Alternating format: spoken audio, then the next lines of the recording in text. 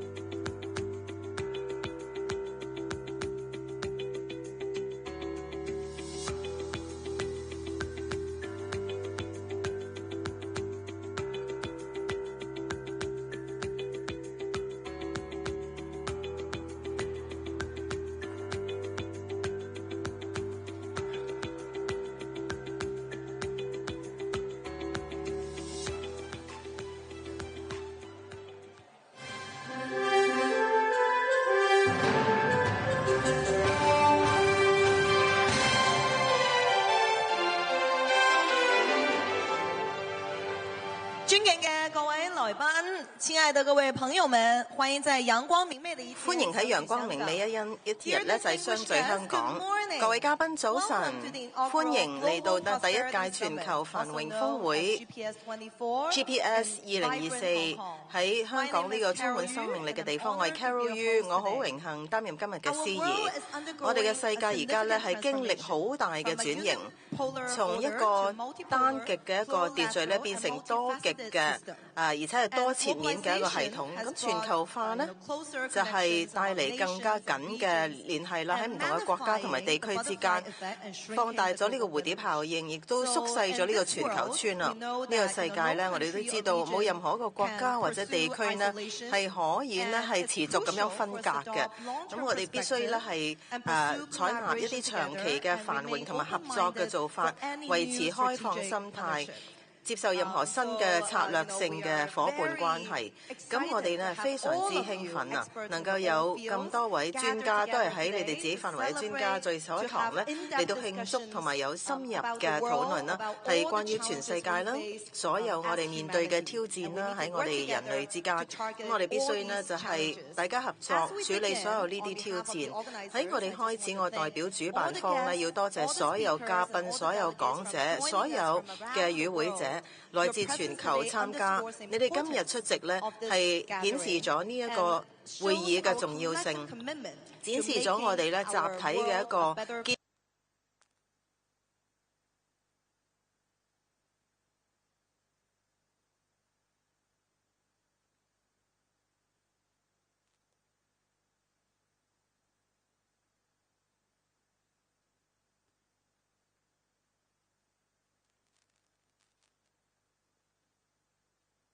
是进行开幕，我们一起欢迎他上台。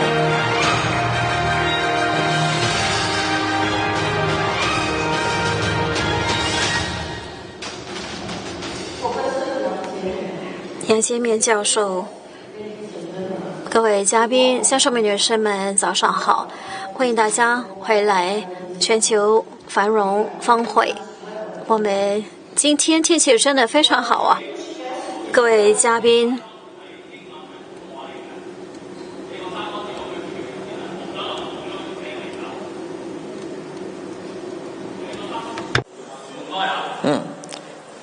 ，Well, to our distinguished 各位嘉宾，可能你们远道而来的，希望大家昨天晚上已经休息好了。本地的参与者早起来出席的，非常感谢你们的支持。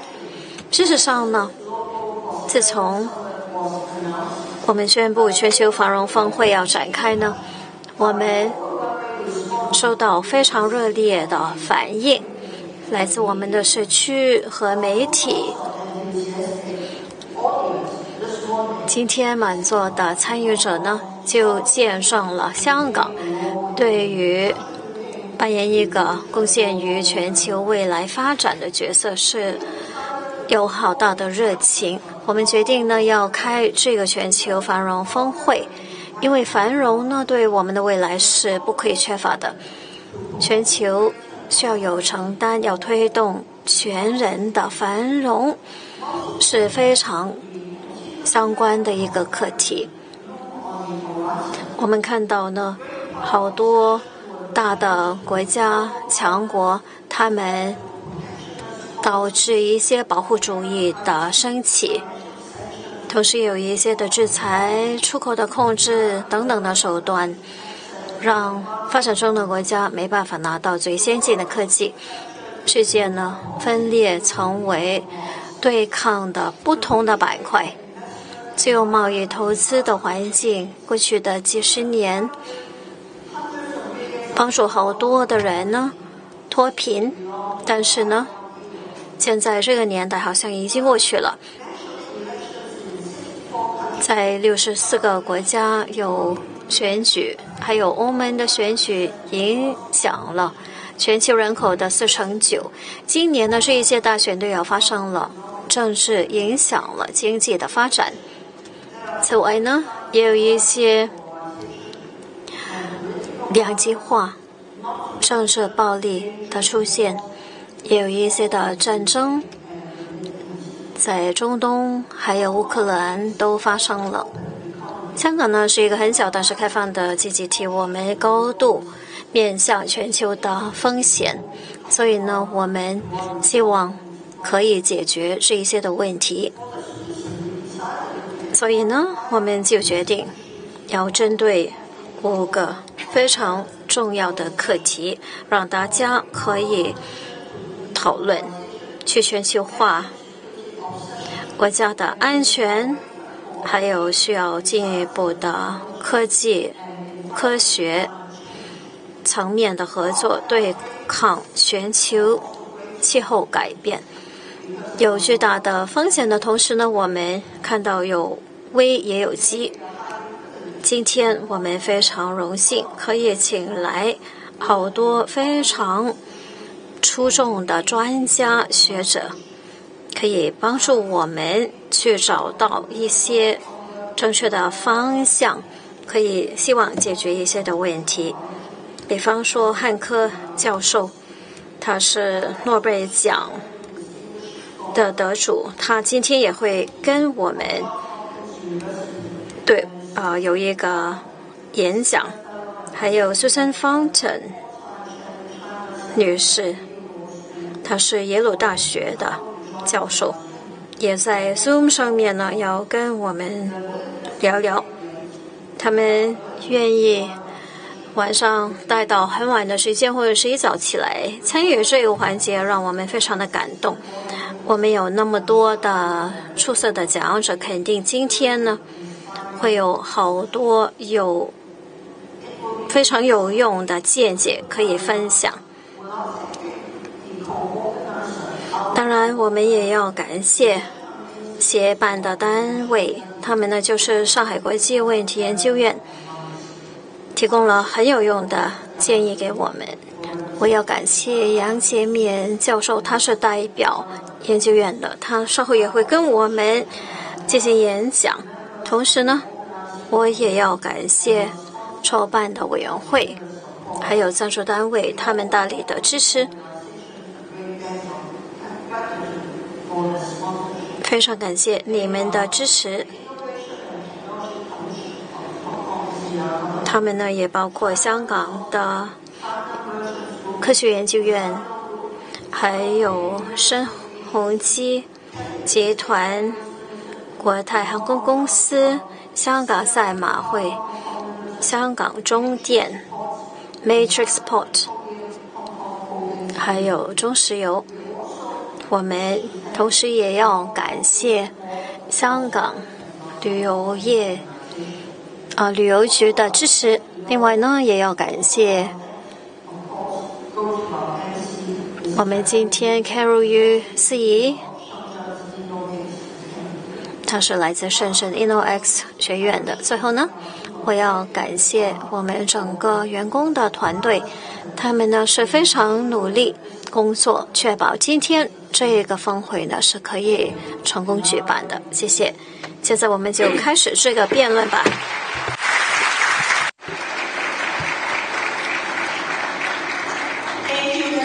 非常感谢 Regina。过往通过 Regina 的一起合作，真的是让我深深的感动到，因为他有能力把大家团结在一起，共同组织了这一次的峰会，并且他对香港的热爱之心，我们再次掌声送给 Regina 叶刘素仪女士。现在呢，我们开始我们第一个的小组讨论，那么主题是全球化与去全球化。那基本的经济原理告诉我们，我们不管是我们的这个做什么样的经济活动，总是要去到一些成本最低的地方，但是我们要保护员工，防止他们失去机会，防止他们工资过低。所以呢，我们现在在多元化方面也已经进入到供应链方面，那么这也会影响到我们的经济，同时对我们的全球经济来讲的话，也因此受到风险。如何进行平衡企业的利益以及员工的利益？如何能够评估未来可能潜在的风险和机会在哪里？随着全球化和去全球化的进一步推展，现在我们有请我们第一个专题讨论的主持人是桑晓妮女士，她是来自纽约，是前纽约贝莱德集团董事总经理，同时也是Apsara Advisory 的创始人。同时呢，我们有请到的嘉宾包括阿马特先生，他是香港欧洲商会的主席，以及汉克教授 Stephen 汉克教授，他是来自约翰霍普金斯大学应用经济学教授、应用经济学研究所全球卫生研究所和马里兰州巴尔的摩商业企业联合会主任，他会在线上参加我们。同时我们有请到许立平先生，许立平教授他是中国社会科学院亚太与全球战略研究所东南亚研究中心主任，以及兼亚太社会文化研究室主任，以及李世默博士，成为资本董事长及管理合伙人。有请我们各位上台。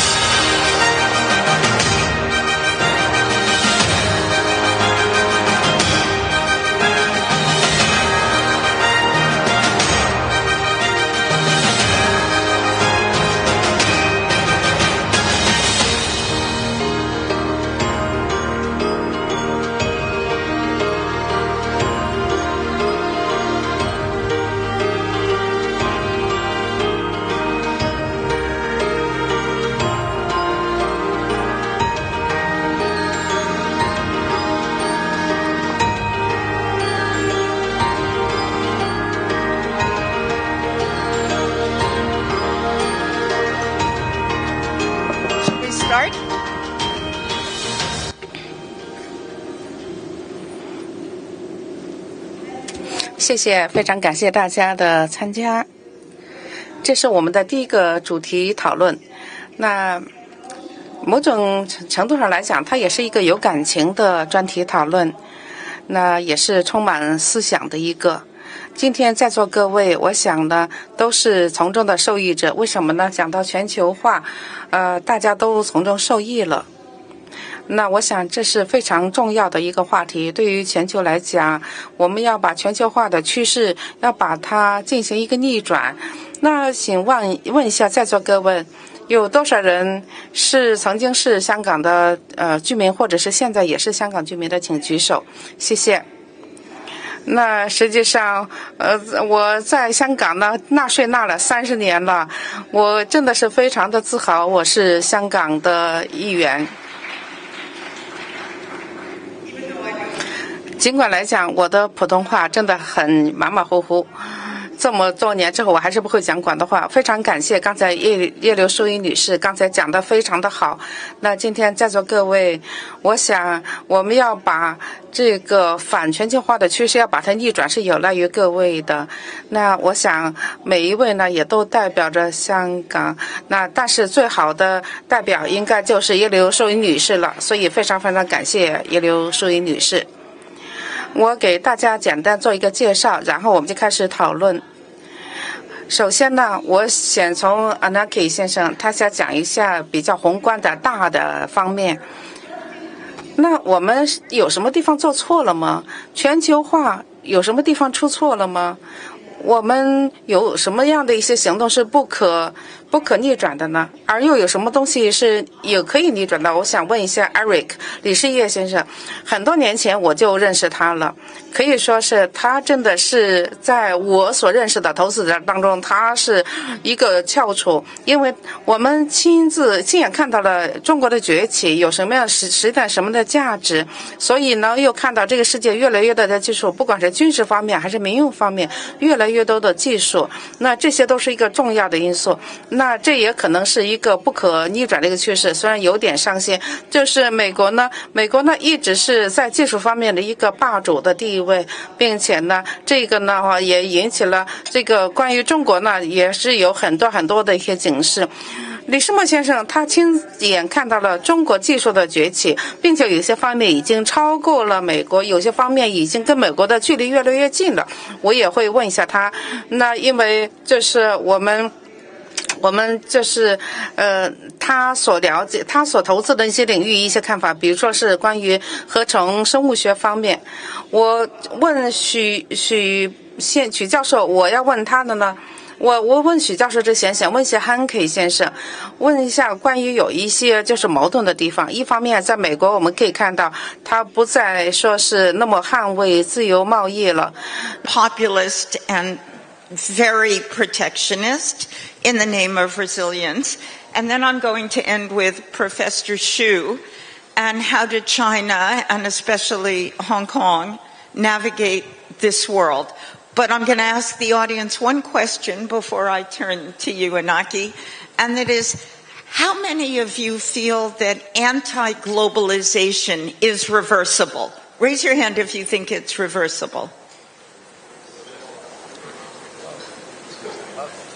How many of you think it's irreversible, that we will never return to the globalized world? Thank you. What's your answer to the question? In our chat, you described this world as dangerous and populist. Yeah, I think it's one of the cycles in history. I think we are going through a cycle, and I believe that, we will basically see this. I'm one of those that believe that we will see some sort of going back to globalization in one way or another at some point. I think the globalization that we lived probably will not come back in the same way, because that globalization lived under the premise that there would be always somebody that has the power to define for others how they would be helping and supporting their development. And I think what we have seen is that as those that are basically utilized to support those with power, as they develop, they also have aspirations. And those aspirations cannot be forgotten, cannot be unseen.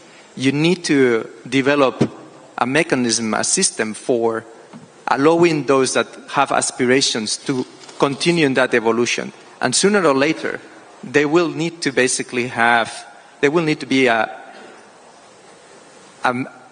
matching game where you are able to understand that everybody needs to start performing under certain rules that allows everyone to really collaborate and be living in a sustainable environment. I think that we are moving into a world where everyone is trying to move production into the cheapest possible region in the world. And today, probably that's ending in Africa. But what happens when Africa is having those aspirations that we have seen passing from one region to another? I think probably the answer will be technological development. I mean, when we start seeing that machines are able to do a lot of the intensive labor force work that is actually now being handed over to lower and cheaper production centers, we will probably see a moment where humanity will need to start addressing how we are going to be able to coexist with that technological development. I have not spent much time introducing everyone, but as you all know, INACI represents the European Chamber of Commerce. Now, I want to ask you something. Should we talk about countries, or should we talk about the interests of governments and companies? In this world, we need cooperation from both. Do you see them, companies and governments, as aligned or not? Because I often think that governments are the ones that are responding to, representing, advocating in many ways, populism. And companies are more, we want to sell to the whole world, we want to produce for the whole world, but yet, as you say, it's all about lowest cost. How do we have a more healthy dialogue, and how do you navigate in your own role as advocate with governments and the companies that you represent? I think it's a very synergetic relationship in the sense that the image that companies tend to just focus on selling and profitability of shareholders, that has changed quite a lot in the last decade. I think that today 咁我覺得咧，公司啊同埋私人嘅機構啊，佢哋要睇下究竟佢哋起到嘅影響，喺呢個社會同埋環境入邊嘅所成嘅影響，而要能夠響前沿嗰度。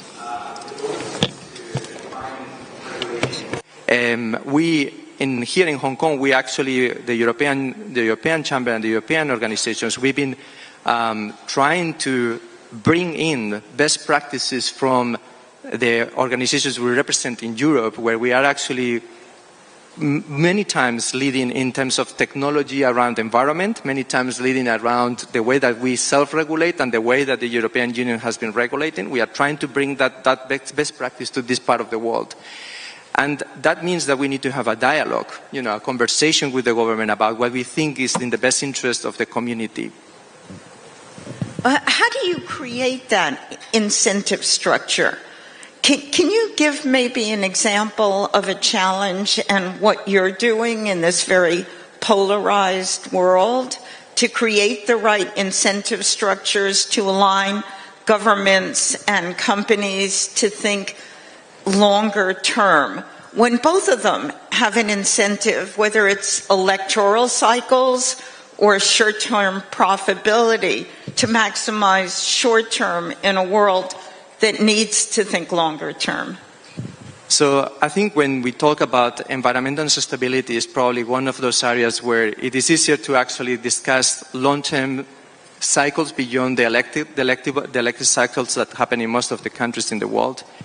But one of the things that we are starting to see is that also at the corporate level, there is a need for shifting the focus from the short term, which is typically the objectives of the CEOs and the leadership team, that they tend to focus on the quarterly results, the annual results. And that shift needs to happen at the board level. So the board of the organization is the one that probably needs to start looking into what is the long-term vision in a world where there are several threats that can impact the long-term viability of the company.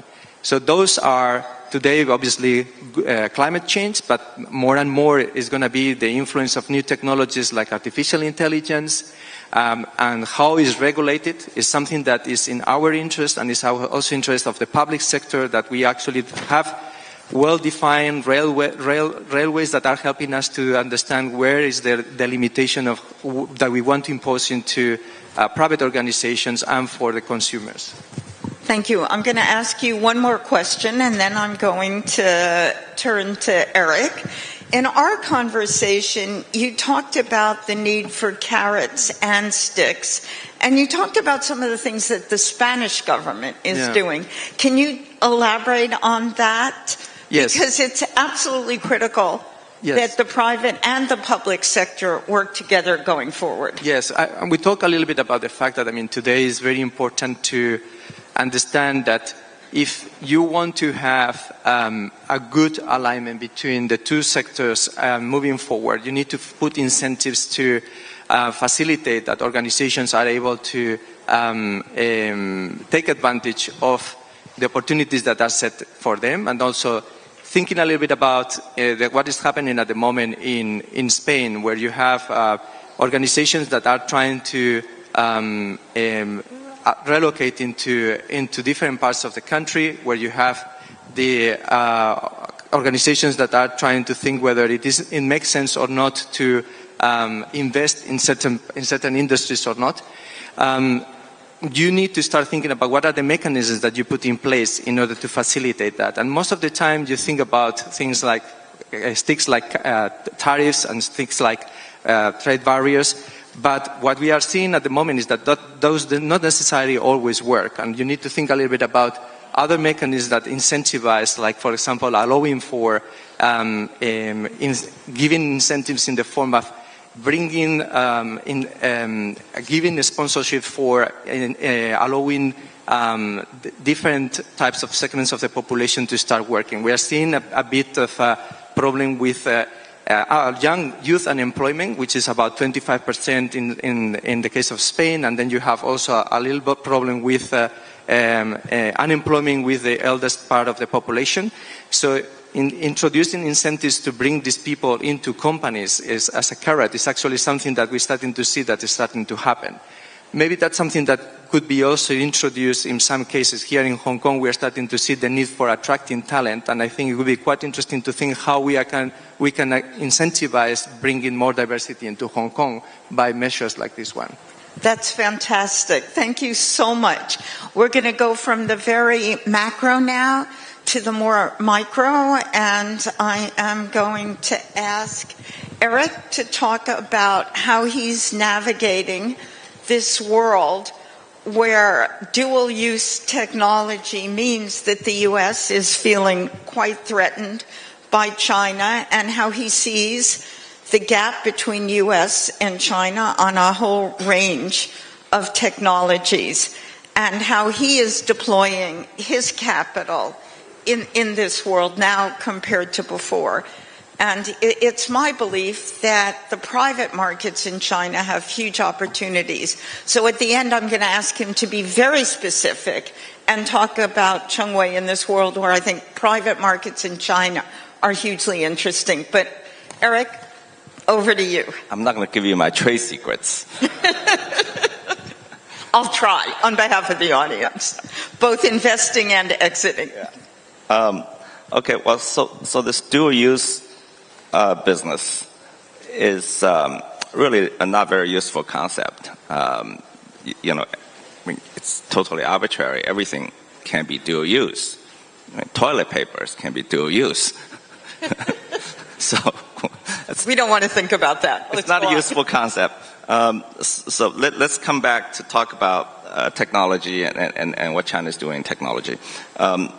China's current push to raise the technology content in its economy, I think, is mostly, if not completely, driven by China's own needs for the next stage of its development. It's being perceived as a rivalry with the U.S., but it's driven... Especially by the U.S., yes. That which is understandable. Okay. But look, I mean, we got a huge economy, the largest in the world, but if we need to raise the per capita income of Chinese people by a notch or two, maybe 3 notches in the next generation or 2. Okay. I mean, our per capita income is still low relative to many other countries, although our economy is huge. We simply cannot do that without substantially increasing the technological value add in our economy. It's just not possible. Okay, let me give you an example. Okay, so our industrial capacity is the largest in the world. We're the biggest industrial country in the world. About 35% of the world's industrial output. I mean, our industrial capacity is bigger than the US, Germany, Japan put together. Okay, and my research assistant just told me last quarter the numbers have moved, so our industrial capacity is bigger than US, Germany, Japan, and India put together. Okay, so it's huge. It cannot get any bigger. But the value add of that industrial capacity is still relatively low, about 12%, I think. It's like a gross margin of our industrial capacity. Okay, if you look at the U.S. in the 1960s and 70s, when America was at the height of industrial power, their gross margin, their value add was 30-40%. Okay, and the industrial capacity is worth about 5 to 10 trillion US dollars. That's huge, bigger than all countries. Okay, so it's that 30 percentage point gap in value add on a denominator of 5 to 10 trillion US dollars. That's the money we must go make if we are to raise our per capita income by a couple of notches in the next generation. We simply cannot do that without making that money. Okay? And that's on existing industrial capacity. But also there are new industries that are being led by technology innovation on day one, like alternative energy. Okay? So China is doing well, is leading the trends. Can I just interrupt you there, because that's such an interesting point. You know, if you look at where China has clear leadership, it's in robotics and the optimal combination of labor and capital. So I think that demographics is actually less of a concern than many other people do, and I wondered if you could address that. It's possible. It's possible. Okay.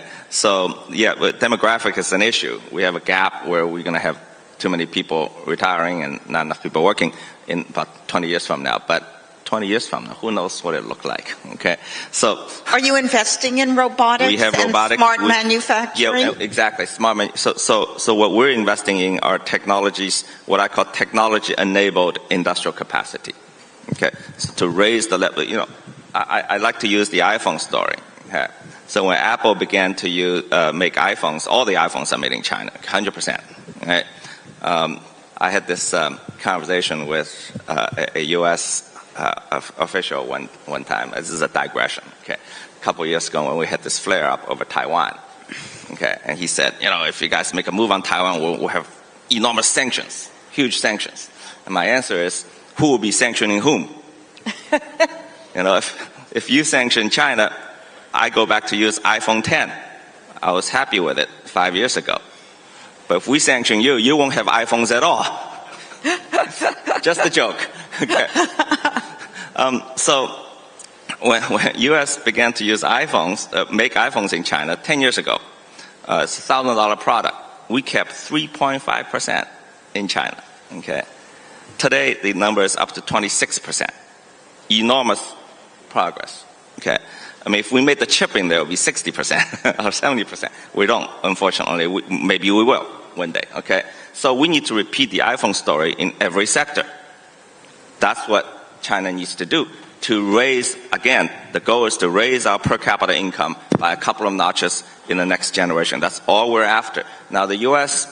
perceives that as a threat, understandably.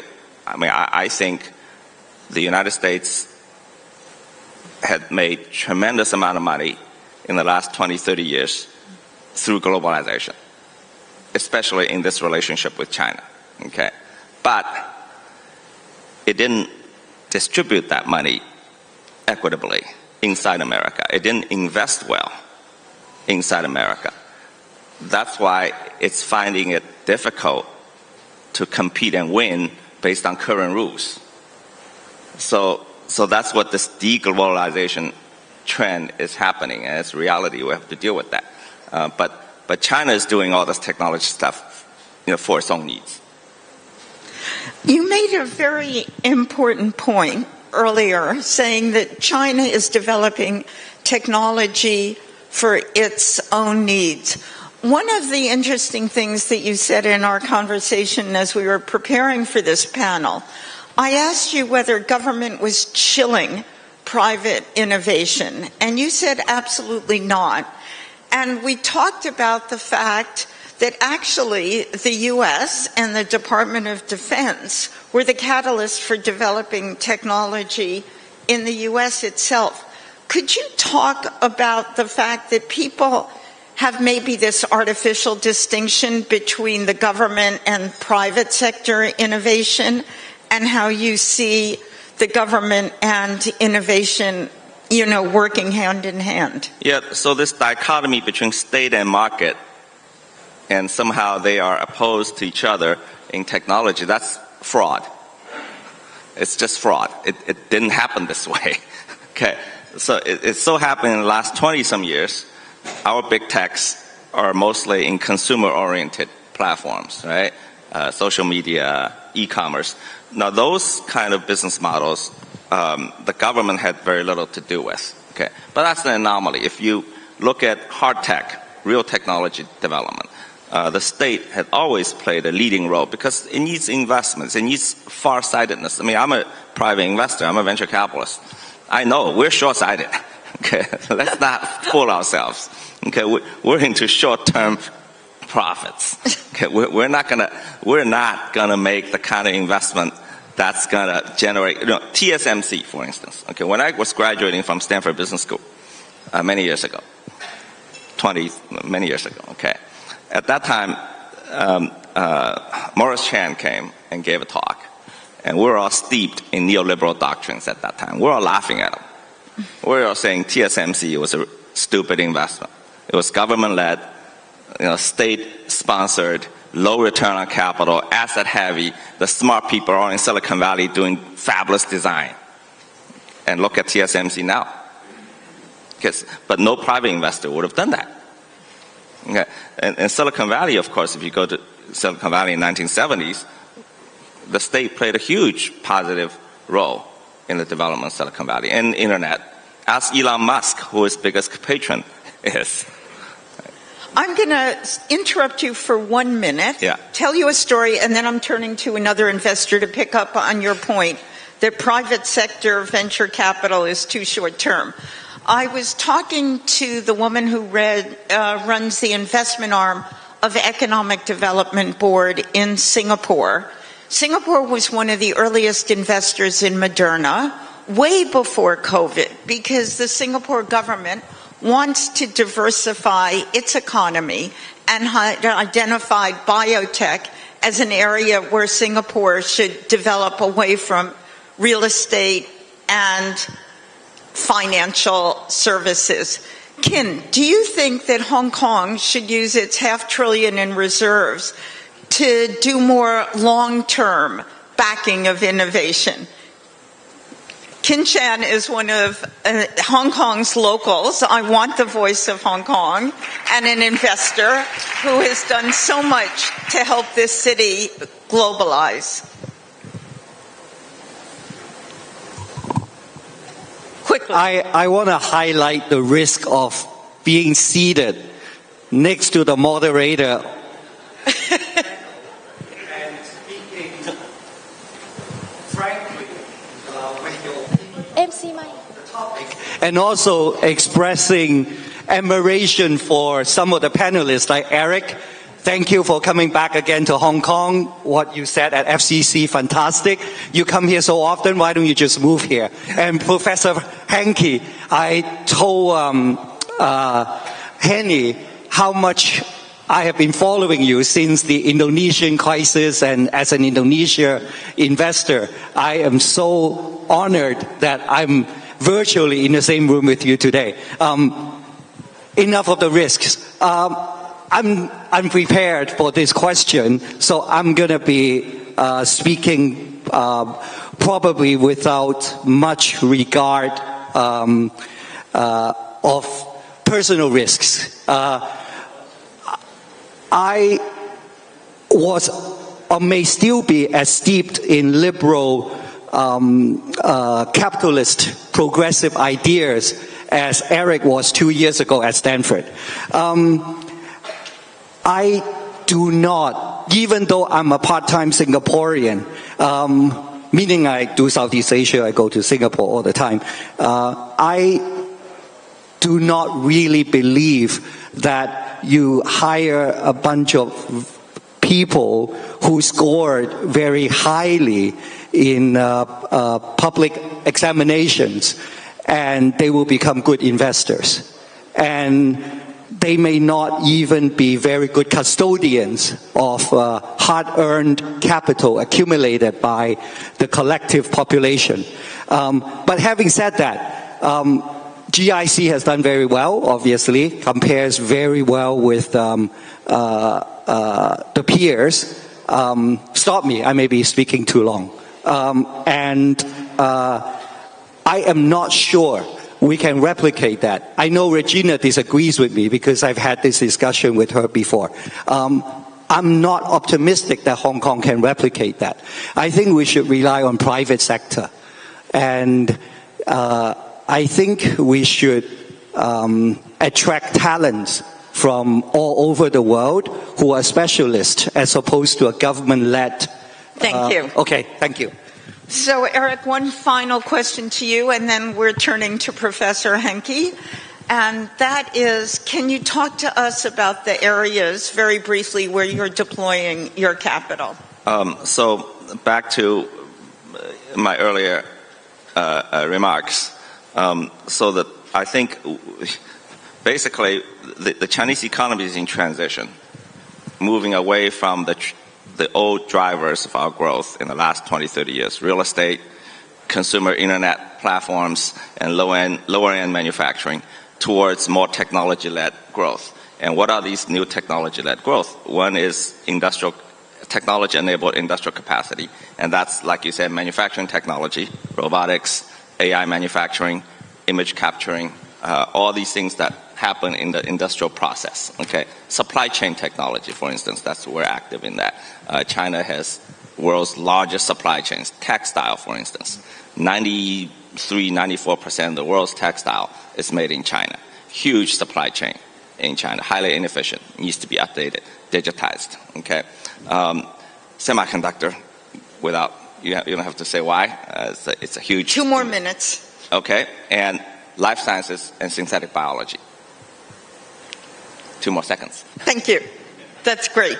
I now turn to Professor Henke as his awesome, odd interlocutor. When we were preparing for this panel, we talked about what has happened to the U.S. and how it has come to stand for very different things today than in the past. Once the U.S. was the forerunner of free trade, and now it's all about protectionism, populism, misallocation of capital. Professor Henke, I'm going to turn it over to you now. Well, thank you, Annie. Great to be with you and Regina and all the rest of you, even if it's virtual.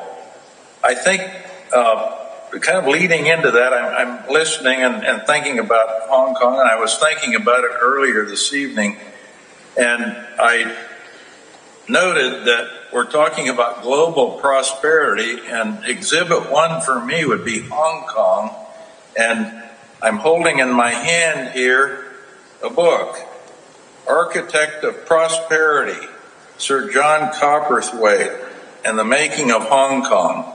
It's a wonderful book, and it reminded me, in thinking about this, of the years that I was with Reagan and Reaganomics. And there are 5 pillars of prosperity, not only in the book Making Prosperity about Hong Kong, but Reaganomics. And those are: 1, light taxes; 2, small government. 3, stable money. Of course, you have that with the currency board, the Hong Kong Monetary Authority. 4, smart light regulation. And 5, the thing we're focused on now, free trade.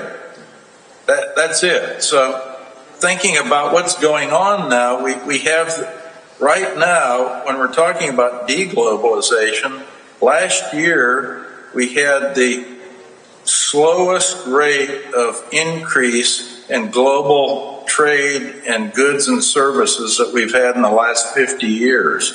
So we are talking about a huge reduction in global trade that's upon us. And I think it all comes down to ideas, because the 5 pillars of prosperity that I just listed are kind of out. And people have gotten this idea that the state is in, and the state is going to be allocating capital. Industrial policy is now the new mantra in the United States, and we've never had this industrial policy, or what I call state capitalism, in the United States before. We've never had that model, and it came in 2001, really officially, and it means that the state is going to be allocating much more capital and be restricting trade and so forth and so on. And just think about sanctions. Since 2021, sanctions have been imposed, a 900% increase in sanctions that are being imposed by the United States. Now, that's just a form of protectionism. That's the same as a quota. It's the same as a non-tariff barrier. It's the same as a tariff. They're all forms of protectionism, and the public is pretty much bought into this. I mean, they go along with the sanctions. Why do you think the politicians are doing it? They get by with it, and they're popular.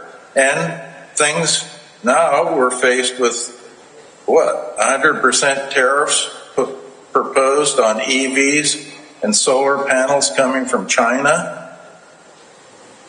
So I think it's a change in ideas that the whole concept is changed dramatically since the years of, in particular, Thatcher and Reagan, but also just the whole basis of Hong Kong. I mean, you've been living in Hong Kong. You've had the 5 pillars. Why do you think Hong Kong's so prosperous? And when you think about industrial policy, the big problem in this is you're giving the decision-making nexus into the bureaucracy. And once you do that, people are making decisions about allocating capital, and they're doing so without having to face the penalties and cost associated with making bad decisions. In the private sector, in the profit and loss system, you know very well what happens. You go broke if you make too many bad decisions. Professor Henke, I wonder if we could talk on a more granular level for a minute, as we did in our conversation. And you talk about the state allocating capital. Should we talk about the state misallocating capital? And let's use the so-called Inflation Reduction Act. Do you see these things as giving the wrong incentives? And we were talking about, for example, TSMC locating its semiconductors in Arizona, the most arid state in the U.S. Could you talk a bit about specific things that we've seen the administration in Washington enacting, and how you see the consequences, whether it's the Chip and Science Act or the Inflation Reduction Act? Okay, first let's go to the reason for this huge increase, I think, and it's the arithmetic behind the huge increase in government intervention and industrial policy and the subsidies in these various acts that you've mentioned, Annie, is the green climate mandates. And once you have a mandate, we are estimating on an international basis, McKinsey has done this, that by 2030, there'll have to be roughly $55 trillion of capital allocated into green and green technologies.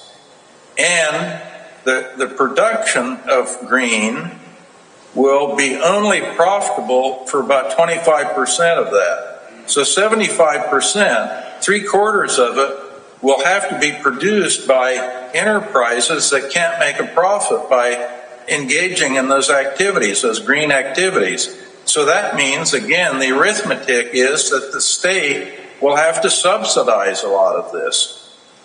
And then we're getting into the granular issue of Arizona. So we've got these chip factories going in there, and you've got TSMC with about $6 billion in subsidies going into them for 3 fab units. You've got $8.5 billion going into Intel for 2 fabs and the renovation of another. And where are they located? They're located in Arizona. That happens to be an arid state. It's dependent on the Colorado River and the Green River for water sources, and there's a so-called shortage. Now, why is there a shortage? Because the state allocates the water. There isn't a water market. There aren't private property rights in the water as we normally think of it in the Colorado River Basin. It's allocated by the state, and most of the water is actually allocated for agriculture, very, very little for non-agricultural purposes. And as a result, right now, we have a water shortage. There are suburbs in Phoenix that they stopped development of home building because they don't have any water. But yet you're putting these high water use industries and locating them there, and the question is, well, where are they going to get the water? This is a big political problem because it's decided politically and bureaucratically. If it was a market, of course, there wouldn't be a shortage. The price would clear the market, whatever the demand and supply of water happened to be. If you had a market and private property and the water rights, the market would clear whatever the equilibrium price happened to be. Part of the problem, by the way, with the allocation of water in the Colorado River Basin, it's priced too low. It's allocated bureaucratically and politically, and it's priced too low, and as a result, you've got a shortage. I'm going to ask you a kind of tricky question. Earlier on, and you were kind enough to join us when it's so late your time, we heard Inaki's remarks about how both governments and private sector can be too short-term. So therefore you have problems allocating capital for problems that are really long-term. And yet what we see in the States is massive capital misallocation, distorted incentives, all from mispricing.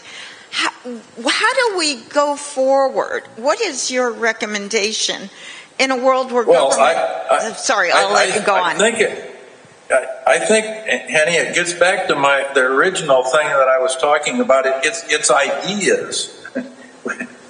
We have to somehow change people's ideas and get them back to the 5 pillars of prosperity and thinking about free markets and thinking about, by the way, the performance of state capitalism. That hasn't worked out very well wherever it's been tried, by the way.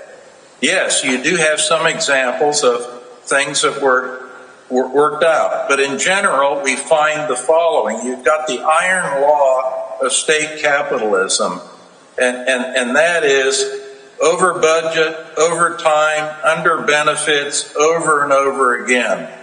That's the iron law of state capitalism. Thank you very much. Inaki, do you have a question for Professor Hankey? I guess if we think about reversing the current situation, it's a multi-complex problem. You have so many dimensions that you need to take into consideration. I do think that we have a problem where the current model is under question by certain countries, and I think you have a young part of the population that today is questioning the way things have been done in the past. So when you talk about these 5 pillars, do you think that they will resonate with the TikTok generation? Excellent question. I think the answer to that is yes, but there is a big problem with in general the media. Hankey's rule is a 95% rule when it comes to the media. 95% of whatever you're reading in the media is either wrong or irrelevant, and it gets into what's called Gresham's law of talk. Bad talk drives out good talk. That's our problem. We have to figure out how to overcome Gresham's law of talk. Time to move on, I think. And get the message across. Why it's a fairly, I said exhibit number 1 is Hong Kong. Why has Hong Kong been so prosperous? They pretty much stuck with the 5 pillars. And why have any, if you drill down, any of the Asian tigers, why really were they successful? I think that they were successful because there was a heavy reliance on the 5 pillars, and the ones that didn't rely on it didn't do very well. I'm going to interrupt you there because we're running out of time. We have less than 10 minutes. I want to thank you so much for staying up with us, Professor Hankey. And now I'll turn to Professor Xu. You know, we're in a world today where emerging markets are more than 50% of the global economy, and China is, to some extent, the spokesperson for what we call the global south or emerging markets. In this world, how did China and Hong Kong navigate? And what is your impression of Hong Kong's relations with its neighbors and how we can become closer to them? Thank you. Thank you very much. Your Excellency, Mr. Nijina, and Your Excellency, Professor Yang Jiechi, very good morning, distinguished guests and dear friends. It's my great honor for me to attend this summit and together with you in this beautiful and prosperous season in Hong Kong. Actually, I have a presentation, so you can look at the presentation about my topic. About before I answer your question, maybe I will talk about my presentation. Yeah, okay. I will. Maybe I talk about the 4 points. And the first point about China view about the globalization and the deglobalization. The second about the role and position of ASEAN in the trend of globalization. The third about the Belt and Road Initiative able to show is a distinct advantage. The last one, the role of Hong Kong in the new globalization, especially in the context of the Belt and Road Initiative. So, okay, no problem.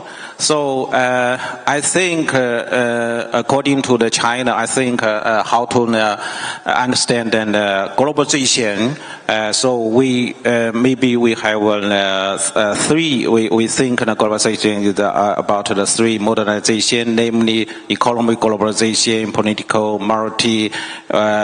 polarization, and culture diversification. This is I think this is a position from China about democracy, globalization, and then how to thinking about how to understand the deglobalization, maybe about the three aspects. The first, the flow of words around the world has caused more unbalanced distribution, especially in the gap between the rich and the poor among the various countries.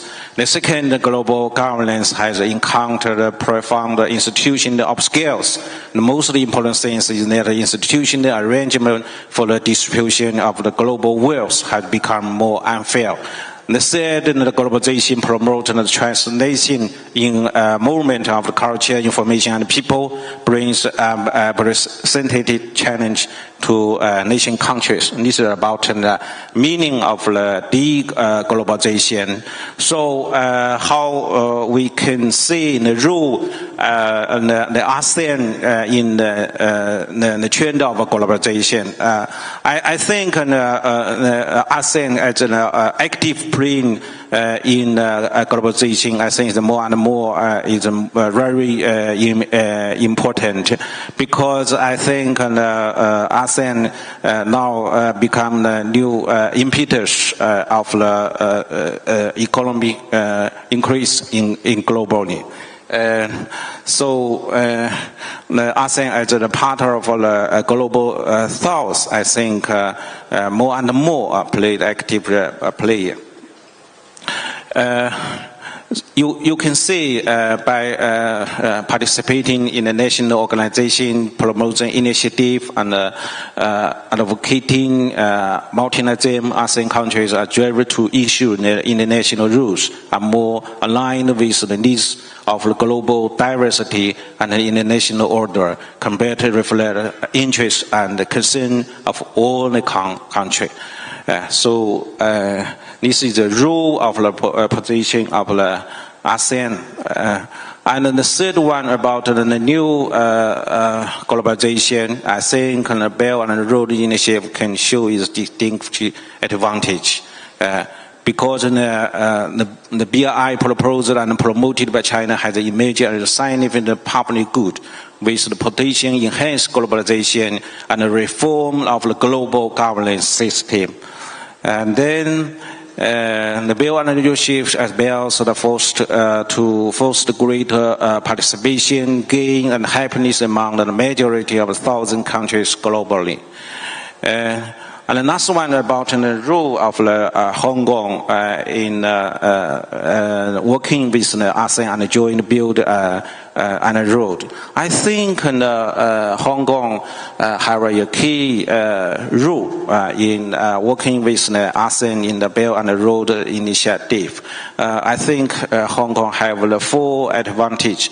One is a geography advantage, especially Hong Kong strategic location. Firstly, is a unique position as a gateway between China and ASEAN. This is exempted by the role in facilitating hardware facility connectivity between the two regions. For example, maritime connectivity is a notable example. The second is Hong Kong's talent pool. Talent pool is a significant asset comprising individuals with deep understanding of the international norms and practice. And this talent pool serves as valuable resources for China and ASEAN in their efforts to promote the Belt and Road Initiative. One advantage of Hong Kong is that it serves as the center of cultural exchange between the East and the West. This advantage can be leveraged to promote understanding between China and ASEAN in terms of religion, culture, and other aspects, and enhance people-to-people connectivity between China and ASEAN. I answer your questions. And another advantage in that Hong Kong is an international financial center. This position can be exploited to promote financial integration, green financial development, and sustainable development in ASEAN infrastructure development. Furthermore, I think the development of a headquarters economy necessitates the implementation of the measures to facilitate Chinese enterprises in establishing ASEAN investment headquarters in Hong Kong. Okay.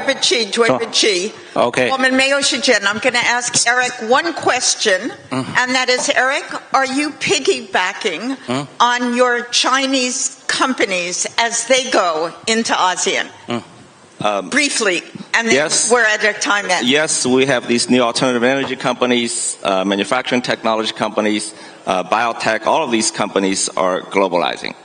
So I want to come back to your original question. Can we reverse deglobalization? Yeah. I don't think we should, because we can't go back. We got to go forward. So what we're going through is deglobalization. When you get through that, and then how do we re-globalize? And the re-globalized world will be very different from the last globalized world. I think that's a perfect note to end on. I want to thank you all. Sorry that we didn't have more discussion across each other, but it's been a privilege for me to be here today, and I'm more proud than ever. When people ask me where I'm from, I say Hong Kong. Thank you. Thank you. Well, thank you very much. Well, all the panelists, please remain on stage, and please, Mrs. Regina Yip and Professor Yang Jiemian, please go on stage to take a good photo together.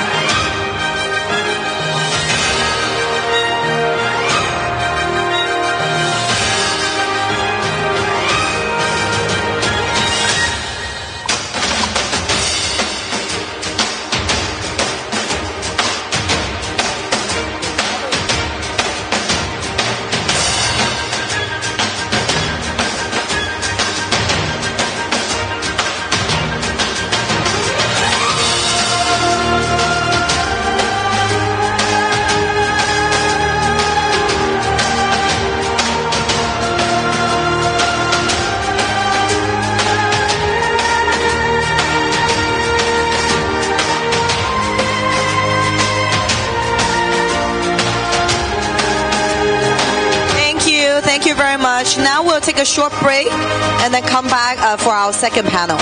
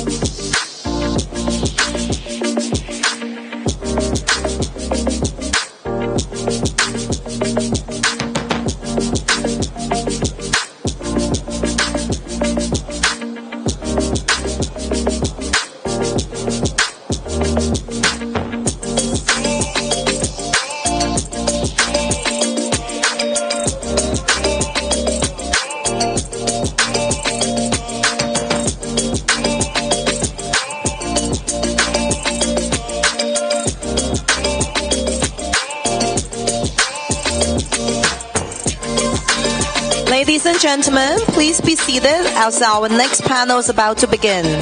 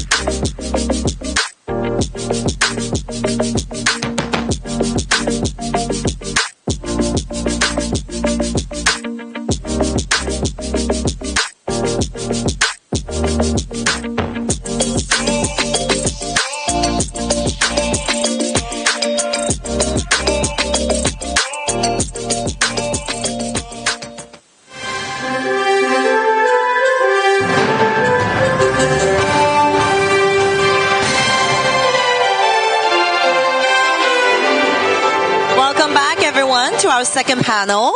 Our last panel discussion on globalization and deglobalization has given us some very interesting thoughts, but I'm sure we'll carry on the debate as we go through the day. I'm a stout supporter of globalization, but I think hearing the opposing view always brings us new insights. So recently, I'm actually reading, Trump's trade representative, Robert Lighthizer, Lighthizer book on No Trade Free. And I think it's very important to really have all stakeholders' interests in mind as we, go through this re-globalization efforts. So now let's hear from our second panel on pan-securitization, and let's welcome our moderator, Mrs. Regina Yip, on stage. And also with our esteemed panelists, Professor Huang Ping, Executive Vice President of the Chinese Institute of Hong Kong, Director of the Center for Taiwan, Hong Kong and Macau Studies at the Chinese Academy of Social Sciences, and Ambassador Kurt Tong, Managing Partner at the Asia Group. I think, the private sector always looks for certainty, stability, and free market to grow. But the increasing emphasis on national security in national policy has taken a toll on business and investment decisions as discussion of de-risking versus decoupling threaten to impact global prosperity. So this panel will examine, the balance, the delicate balance between national security and also economic prosperity for all. So let's hear from them. Thank you, Carol, again for your kind introduction. This topic that I chose is pan-securitization and the impact on development. And by pan-securitization, I wasn't thinking about turning assets into securities. I was really thinking about the national security first policy, which seems to be adopted by many countries, And national security is my favorite subject, as you all know. And Hong Kong, we just managed to enact our Article 23 legislation, really as part of our defensive mechanism. Since its commencement on 23rd March, I think everybody will have noticed there has been no wave of arrests, It's really to complete our legislation to bolster national security, And in fact, we are all very relaxed that we have completed our constitutional and legal duty toward our country. But unfortunately, we were hit by news yesterday that 3 Hong Kong residents in London were arrested for spying or getting access to protected information or assisting a foreign agency. This is very troubling, but this is part of a trend of every country privileging national security. So I want to put my first question to Kurt. In the old days, U.S. was perceived as a great friend and supporter of China. During World War II, you helped us to fight the Japanese, and you helped China accession to the WTO.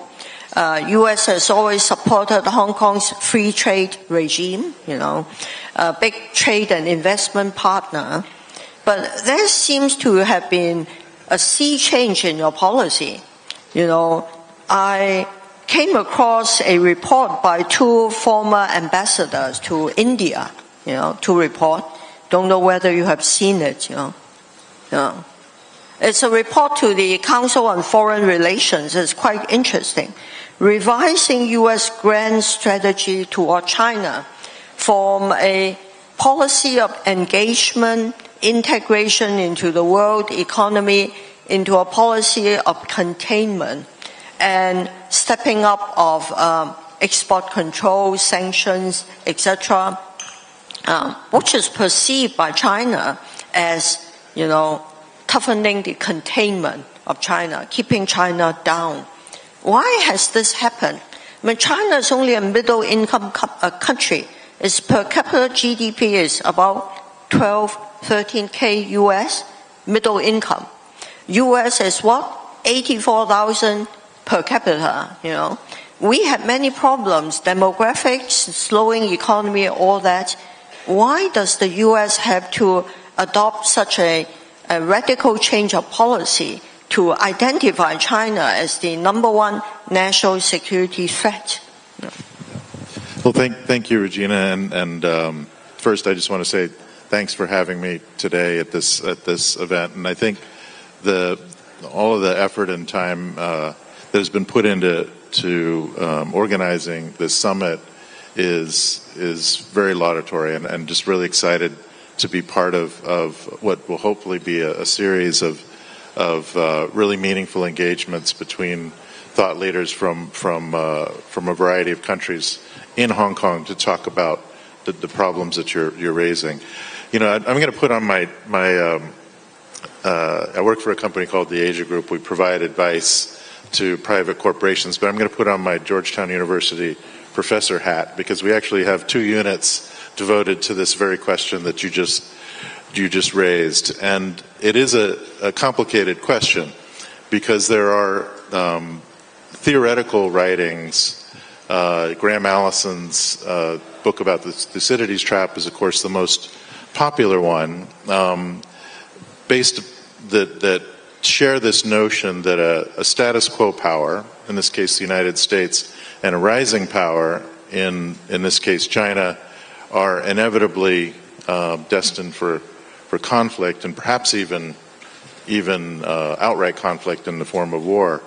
But then Allison, in his own book, challenges that notion and points out to many examples where that has been avoided, and not only avoided, but that the relationship has changed in a way that becomes very cooperative.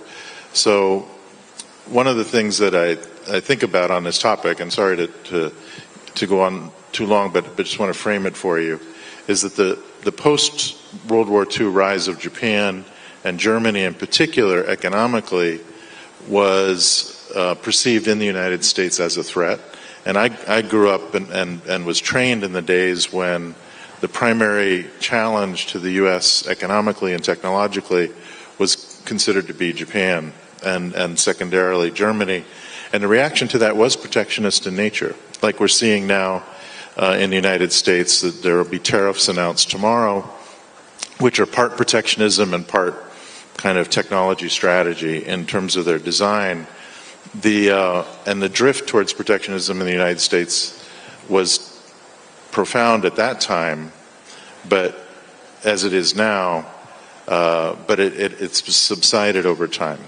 And I think that the difference is that for geopolitical reasons, the United States and China have found themselves on opposite sides of many issues. The most prominent one recently is the Russia's invasion of Ukraine and China's continuing support of Russia despite that invasion. But there are other examples of geopolitical differences of opinion or standoffs between the U.S. and China. And so I actually have 2 answers to the question. One is that with that geopolitical framing, China's economic rise becomes viewed more as a threat than an opportunity over time in the United States. Now, the U.S. is trying not to say the word containment. They're saying the word competition. From China's perspective, it feels like containment. And there's a little bit of kind of sophistry around the terminology there. But that is a fundamental fact that the geopolitics is driving some of the reaction. And the other reason that I find is profound is that the nature of China's economic structure, with a heavy degree of reliance on state-owned enterprises and state-directed capital, and still to this day suppressed domestic demand and household demand, which is well documented and discussed by the IMF and everybody else, that is also leading to a feeling of overconcentration of manufacturing capability in China compared to the rest of the world, and that's also viewed as a threat from the United States. So it's a combination of that geopolitical pressure or threat or perceived threat, and then the nature of China's what is capitalism with Chinese characteristics or socialist approach to economic development that is leading to the friction that we're seeing now. So my hope is that this will be well understood by everyone and solutions can be found to diffuse the various problems, and also that perhaps most importantly for China's long-term development as well as its smooth economic relations with other countries, that the pace of economic reform within China resumes and China continues to move in the direction of a more market-oriented economy. So sorry to give you a long discourse, but it was a very complex question. Thank you, Kurt. Before I turn to Professor Huang, maybe I could just respond very quickly to your comments, shared by many columnists that China should encourage its people to spend more, to use consumption to boost growth. I think it's not just state policy. It's partly cultural. Chinese people like to save, Historically, we always have a high level of savings. They like to buy homes, And you may have heard mainland Chinese tourists in Hong Kong, they're spending far more abstemiously than before. Generally speaking, the Chinese culture on the mainland is more austere, more stoic than Western societies. So there's also a cultural factor other than state policy. But now I'd like to turn to Professor Huang. Well, what do you think of the Western view of China as a national security threat? What should we do to mitigate such anxiety? Thank you. Thank you, Lady Lau. Also thanks to the Ambassador. It's also my great pleasure to be invited for this panel in particular. As our previous session has discussed about the globalization, deglobalization, or even anti-globalization, at least for market, for economy, for prosperity, development, etc., either we use the term globalization or connectivity, sharing the opportunities, etc., are the keys, rather than deglobalization, disconnection, or decoupling, or even the soft term de-risk. U.S. was the key one to drive the previous or last globalization. Either we agree or not, there can be a globalization again or re-globalization, as Eric argues. But in terms of economic opportunities or sharing opportunities for prosperity for all, I think we should not emphasize so much on geopolitics, nor to politicize, even weaponize those originally such as trade, technology, etc. Of course, national security, either from a U.S. point of view, from a Chinese point of view, for whoever's, are so crucial even for development. So it's two sides of the one coin. Without national security, or you don't have the foundation. But on the other side, without development, prosperity, and connectivity, the so-called security would be very weak. So back to Ambassador's the 2 points, I think for the first, we should also recognize, as the previous session many speakers have emphasized, we have much more than just geopolitics nowadays. Demographic change, climate change, change or even challenges in terms of the global governance. All of these are the common issue and challenges to all of us. Whatever political, social differences we may still have. Second, I think even in terms of geopolitics, we do not have to have that kind of 18th century or 19th century's sort of narrative, say zero-sum game, yeah, or sort of binary approach, but rather see how even both geopolitics and geo-economies, as when the U.S. Previous President Bill Clinton has emphasized, that's economy. If no more the only issue, but still the key issue for all of us. So even when you have mentioned the Ukraine war, actually I would argue if China has supported Russia, the result would have been very different nowadays. Second, in terms of competition, of course, market economy, global economy, or whatever we describe it, there has to be competition. But the competition does not necessarily mean a kind of consequence of zero-sum game. So from the Chinese, we have used the term competition, cooperation and competition. Even I can remember, Jiemian can correct me, even 30 years ago, in the early 1990s, we used the term when China was just beginning to get into that globalization, competition, the cooperation and the competition. That was kind of a constructive and healthier environment for all of us. So I would think for some U.S. either people in the national strategy, national security circles, when they see China, they have more sort of perceptions than realities. Kind of narrative first, then see China can be next, even much bigger, stronger challenger. As you mentioned, Japan, Germany, when their economies was getting stronger. This was not necessarily the case.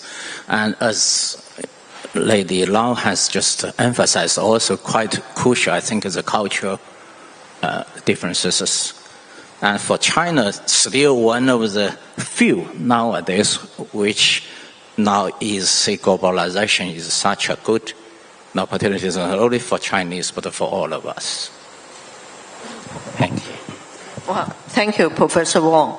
I think your points are that the China threat is really overplayed, the perception of the China threat is overplayed. And despite the geopolitical perceptions, there's a lot we could do in common. You mentioned climate change. We can work together on climate change.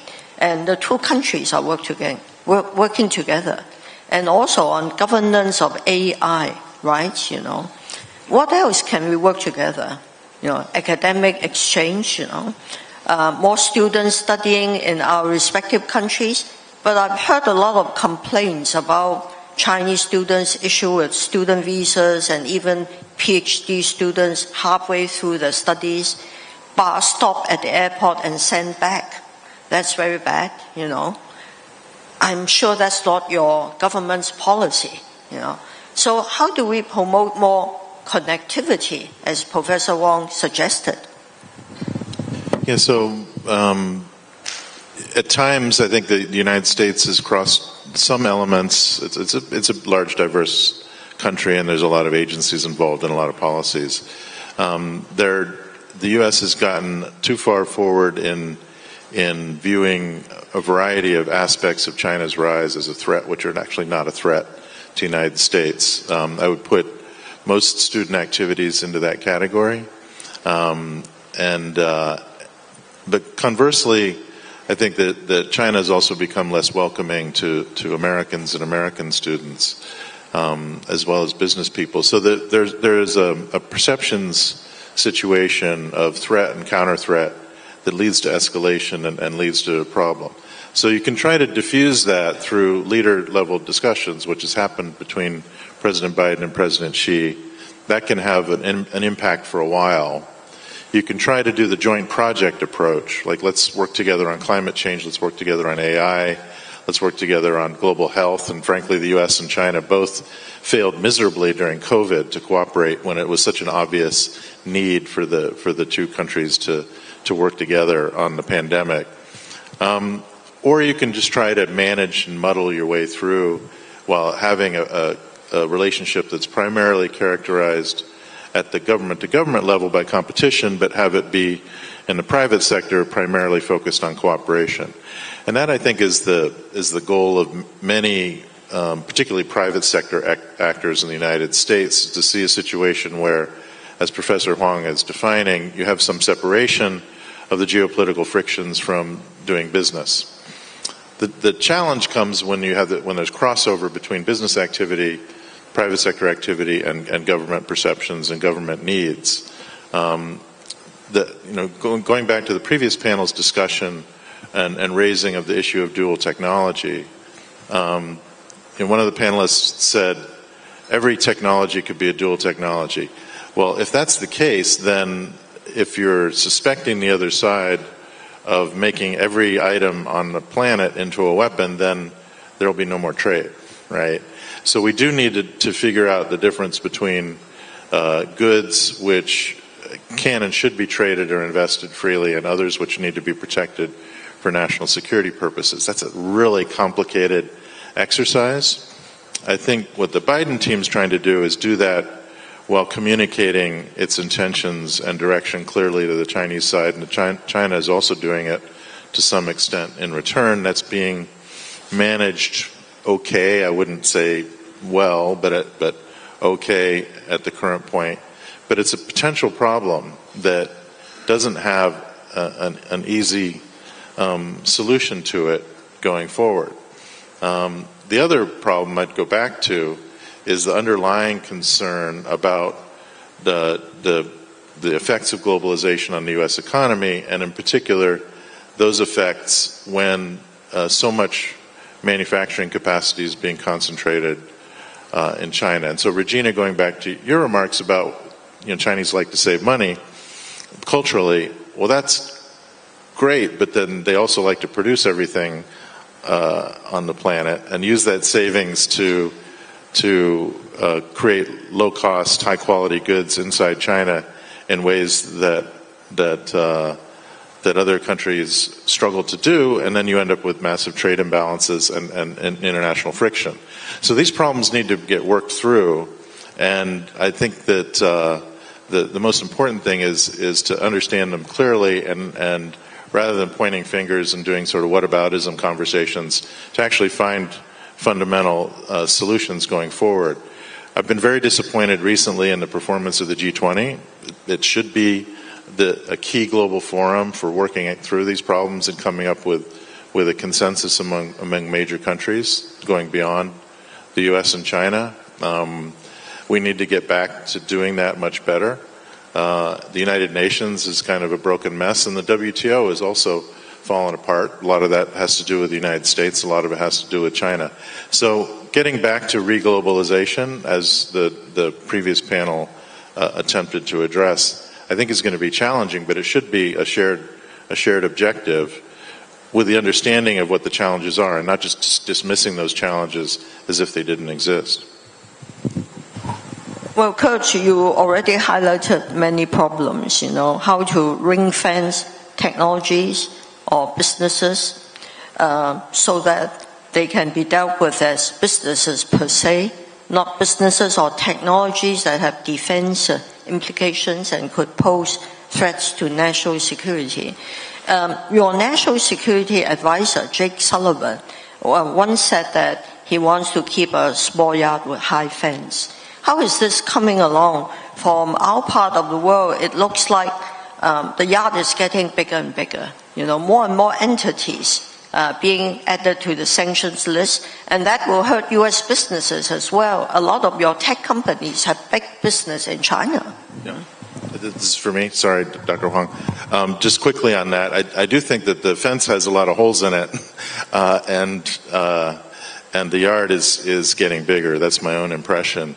And the problem there is that in an atmosphere of distrust and overall sense of contentious competition, then politically the domestic push will be in the direction of making that yard bigger and bigger, beyond what U.S. private sector would like to see. So there's an active dialogue between American companies and the U.S. government about trying to keep that yard from becoming like a golf course. You want to be more like a little yard, and that is a challenging thing to do given the political pressures on the administration. And the question is whether there's good clarity of purpose. If you're going to have a technology denial policy, is that clearly defined, and you have clear KPIs for success? And I would personally like to see more clear objectives for that, so that the minimum required technology denial activity takes place. Now, I'm in the private sector. People in Congress would say, well, we should have a maximalist approach to that. So it's a difficult issue, but it's something that in a government-to-government sense needs even more communication. All of us, all three of us are in private sector, and this problem of lack of trust, and what can we do to build more trust, and communication? I'll start with you, Professor Huang. Thank you again. I also share the observation that the yard is getting larger while the fence is higher. Therefore, in order to reduce risks, to also hopefully even gradually stabilize China-US relations, not only for the two countries, but also for the world. Four, at least, if not all, possibilities for keeping the communications, even cooperation, collaborations, are important. Youth, especially students, as you say, exchanges, local corporations, company, private. Actually, both Huawei and TikTok are private companies, not state, nor sort of anyhow. So company, and finally to those kind of, say, NGO or non-governmental agencies for keeping the ties, and hopefully then this can help the official ties, which we used to have more than 65 ministerial level regular communication between US and China. And then starting from Donald Trump's administration, firstly because of trade, then now expanded to technology, to education, even culture. So we should reestablish, therefore, in order to stabilize the relationship. Of course, in the meantime, U.S. has its own national either security concerns or whatever interests. China the same. But whatever national concerns and security concerns, you need to also have much wider and deeper sort of outlook and see the main possibilities in order to avoid kind of either Cold War or whatever wars against each other. So, Kurt, do you see U.S.-China relationships stabilizing right now?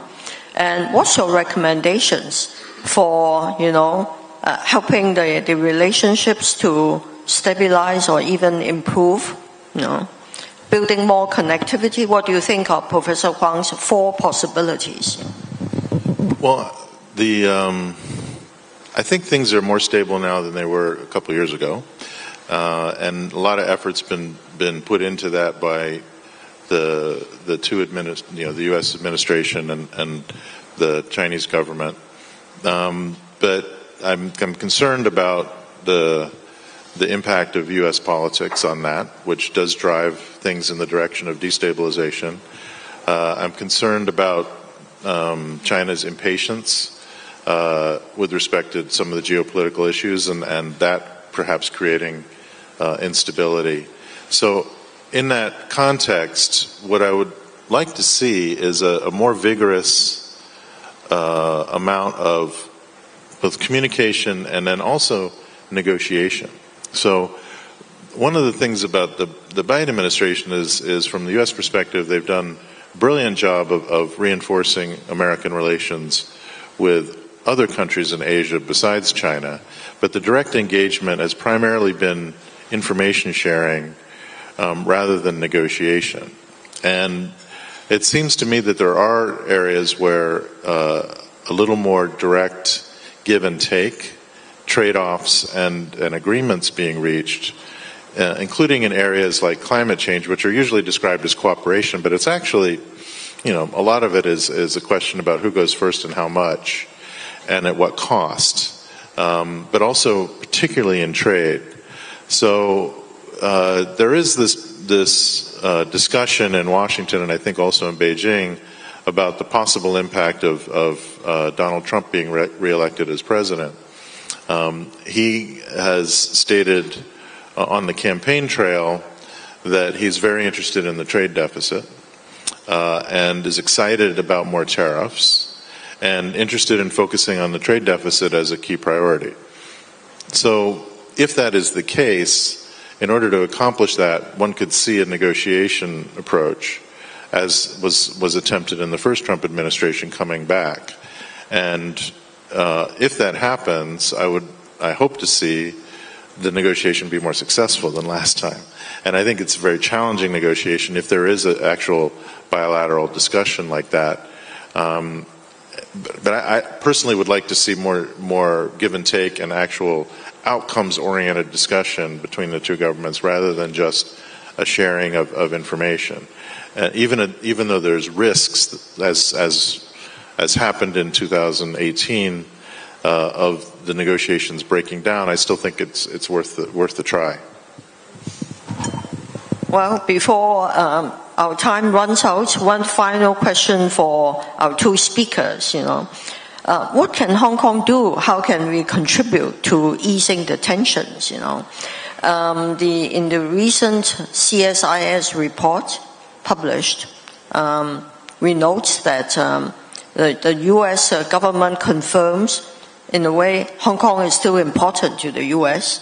13,000 companies, 1,300 companies making money in Hong Kong, 85,000 Americans, I think, living quite happily. We have long-standing ties with U.S. as well. Of course, China is our motherland. China, U.S. are our biggest trade and investment partner, and we know both pretty well. What can we do? What can Hong Kong, despite being a small city, what can we do to help ease tensions and stabilize relationship? Professor Huang. Thank you. That's exactly, if I may add, apart from that, the four possibilities, the fifth would be the role of Hong Kong. But before this, I can very shortly also respond to the ambassador's suggestions. I think before U.S. and China, at the governmental level, even highest level, the crisis management is the first. Second is to jointly identify the common challenges. If there are common challenges, there are common interests. Then how Hong Kong, because Hong Kong is so unique, I would think. On the one side, of course, since 1997, it has been also already a part of China. But on the other side, it's also has been and will be a so-called capitalist system and part of the world economy, in particular part of the Western economies. So it has such a not only unique for China, but unique for the world. We don't have such a place anywhere else. So Hong Kong will bridge not only U.S., China, Western and the rest, the West and the rest, but also to help to narrow the problems, even possible confrontations, but rather to provide the platform for all business, small and big, and for also the four opportunities I mentioned can also always be maybe even the first taking place here. So Hong Kong is still the place I had such a hope, but actually the CSIS report, I was quite disappointed. They did not really see the good side or opportunities of Hong Kong, but rather identify some so-called problems here.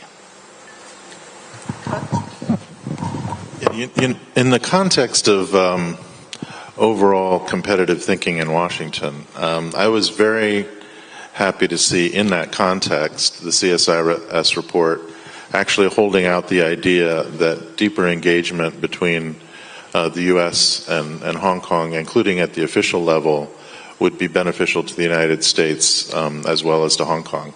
Because that thread of engagement between the U.S. and Hong Kong, both official and private, has been lost in the last 5 years. And I, as someone who lived here for a short time and represented the United States, would really love to see that come back. And, you spoke, Regina, about stabilization, and I posited that the current environment is one of relative stability compared to a few years ago. That puts the ball in Hong Kong's court, because in that it's not a perfect environment by any means, not even close to being perfect environment, but in that relatively stable environment, it's a better environment for Hong Kong to make use of the agency that it has, bring its autonomy into full play, organize its messaging, and decide what does it want to do as a super connector. The chief executive last night spoke about Hong Kong as a super connector. Well, great, super connect. So please, I had reopen that direct flight to Washington from Hong Kong, right? You probably lose money on it, Cathay, but please do it anyways. And figure out more opportunities for Hong Kongers to be traveling to the United States and speaking for themselves as Hong Kong, and communicate with America, whether it's New York or Hong Kong or Washington, and reach out and rebuild those bridges that are still there, but make them reinforced and even stronger, because I think that'll be good for the city and it'll be good for U.S.-China relations. Thank you very much, Kurt, for your advice. The G2G engagement in the past few years has, of course, been damaged by the sanctions, But I shouldn't say we've got used to the sanctions, but I think we've work our ways to continue to communicate, And I certainly agree with you. It would be good for Hong Kong and good for U.S. understanding of China and Hong Kong to have more engagement, G2G level, NGO to NGO level, and on other levels too, academic, cultural, and I hope that will happen. So with these remarks, let me conclude our session. And thank you very much. Thank you, Professor Huang, and thank you, Kurt, for joining us.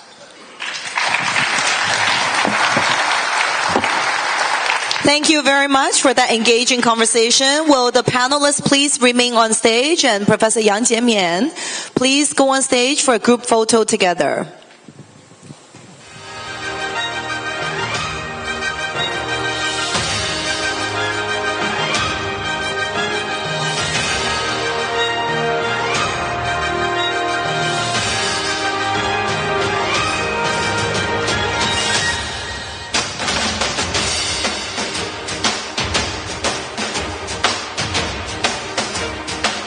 Now we'll take a short break for 10 minutes, and please enjoy coffee, tea, and serendipity encounters.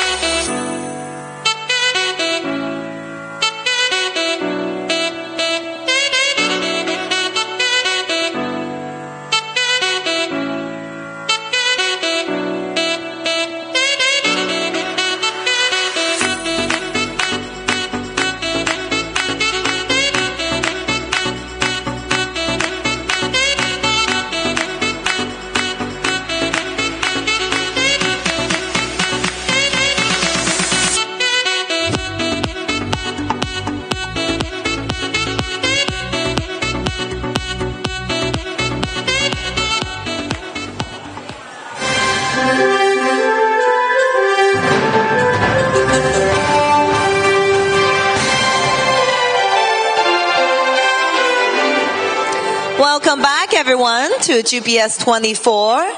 As Professor Huang Ping points out in our last panel, this era for zero-sum game is over us. And, we need to collaborate where both parties will benefit. It prevails over confrontation and conflict where both parties will suffer. So, 和而不同，尊重差异. It's only through respect that we can effectively find innovative ways to work together. And one of the ways that we can work together is through science and technology. Because science and technology respects no borders and can unite us all to solve common challenges faced by humanity. And especially in this innovation-driven age, science and technology have been given more power than ever. And with more power comes more responsibility. And in the third panel that we're going to have, we're going to delve into the role of science and technology in dealing with some of the pressing issues facing our humanity. And it's now my honor and pleasure to introduce the moderator for our third panel, Professor Nancy Yip, President of the Hong Kong University of Science and Technology, and our esteemed panelists, Professor Roger Coimber, Mrs. George Windsor, Professor in Medicine and Professor of Structural Biology at Stanford University School of Medicine, 2006 Nobel Laureate in Chemistry, Dr. Michael Spence, President and Provost of University College London, Professor Wang Xiaodong, Director Investigator, National Institute of Biological Sciences, Beijing, and Professor Andrew Yao Qizhi, Turing Award winner, Dean of the Institute for Interdisciplinary Information Sciences, and Dean of College of Artificial Intelligence, Tsinghua University, Dean of Shanghai Qizhi Institute. And in this panel, they will share their insights on how international collaboration on science and technology can help us to solve some of the pressing issues. Let's welcome them.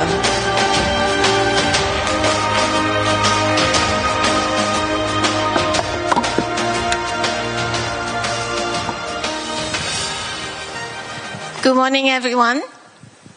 First, I would really like to thank Regina for taking the lead in organizing this very exciting summit.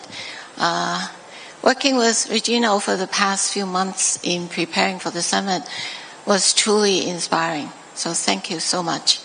And I'm deeply honored to moderate this panel on science and technology cooperation and the future of mankind.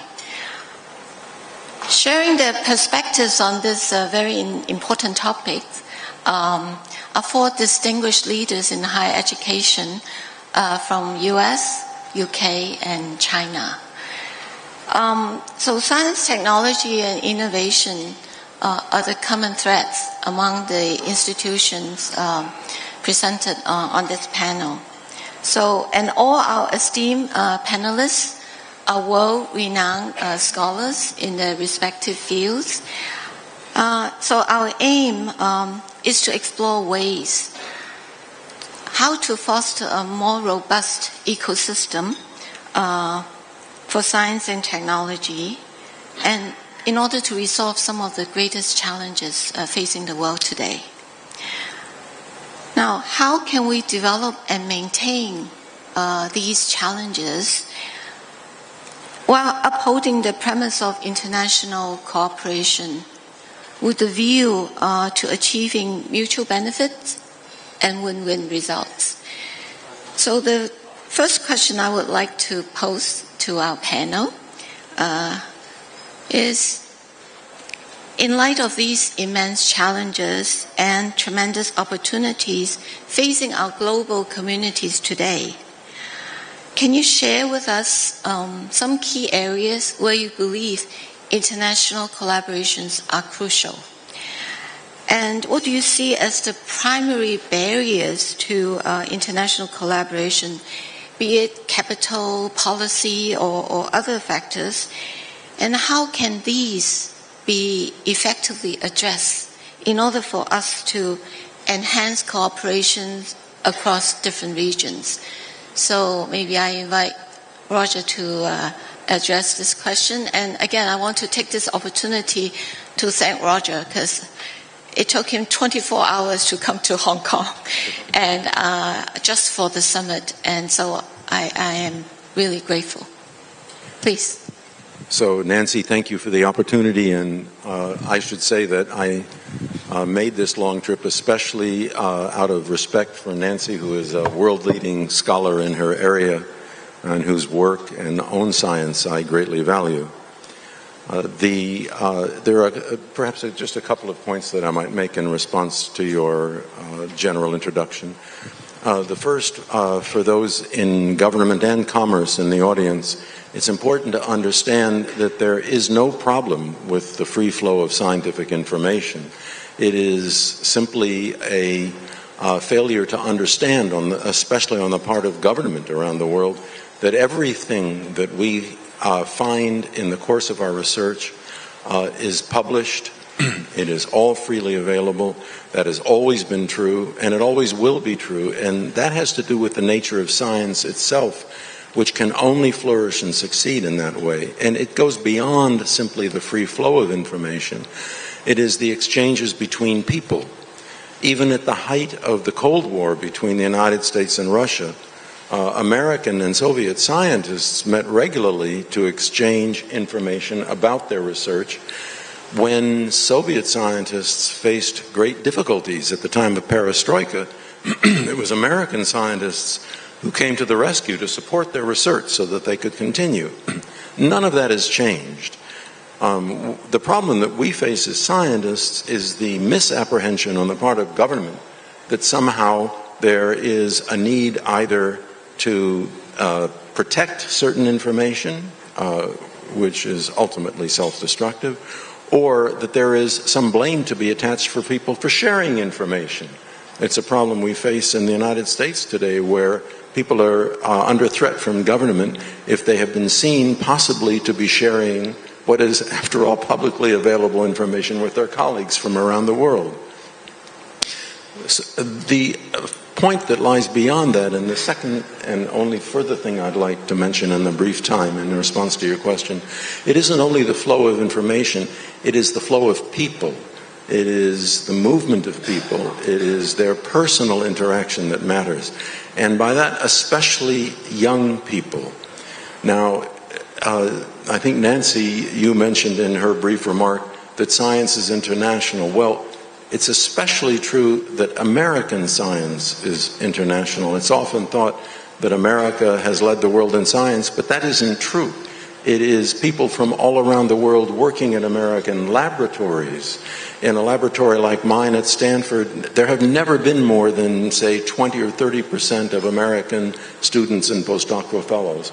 All the rest come from everywhere in the world, literally everywhere in the world. If governments want to do something to promote the free flow of information and to promote science and for the benefit of their own countries, they will enhance the possibility for young people to train abroad, to train wherever the expertise is located, and to form relationships with one another that will last a lifetime and ensure the truest form of international collaboration. Thank you, Roger. So Roger is a Nobel laureate in chemistry and professor of medicine and professor of structural biology at Stanford University. So maybe Michael, president and provost of UCL. So look, thanks for your question, Nancy, and thank you for the opportunity to be here. I mean, it goes without saying that the big challenges of our age are global challenges, and it is global science that's going to help us to solve them. It also goes without saying that the more people you have in more contexts working on a particular problem and working together, the more rapid the progress of science is likely to be. And in an environment in which there are significant issues in climate, significant issues around some of the social sciences as well, we need people across the world working together. That all goes without saying. And Roger's already talked about the ways in which strategic competition between countries can create barriers of one kind or another, barriers that are often artificial because, as he says, information produced particularly in universities is ultimately available for everybody. But it's actually much more boring detail that gets in the way, I think. It's things like differences in regulatory systems in relation to consent for the collection of data. It's things like the availability of funding for collaborative international research when there's much more incentive for national governments to fund national research systems than to contribute to international collaborations. It's differences in regulatory regimes for the conduct of science. It's these kind of things to which both research funding agencies and governments have to pay particular and committed attention if the benefits of international collaboration are really going to be realised. So too, do they need to think about regulatory systems in relation to the free movement of scientists around the world? We know that the European experience was that science, even in the Middle Ages, was international. That even when our universities were first being founded, people were moving between Oxford and Paris, between Paris and Bologna. And how much more important is that now? And so again, in relation to the kind of movement of scientific personnel that Roger was talking about, the immigration and visa systems of different countries need to prioritise the importance of international collaborative science. Well said. Thank you so much. And Xiaodong is a Shaw Laureate in Life Science and Medicine and is the Director and Investigator of National Institute of Biological Sciences in Beijing. Thank you, Nancy. I also like to echo what the previous two speakers says. I just want to make it a very simple fact that the people who try to artificially block scientific collaboration do not know what science is and how science is conducted. For science and technology, it's all about putting everybody's head together, trying to solve the unsolvable problem currently.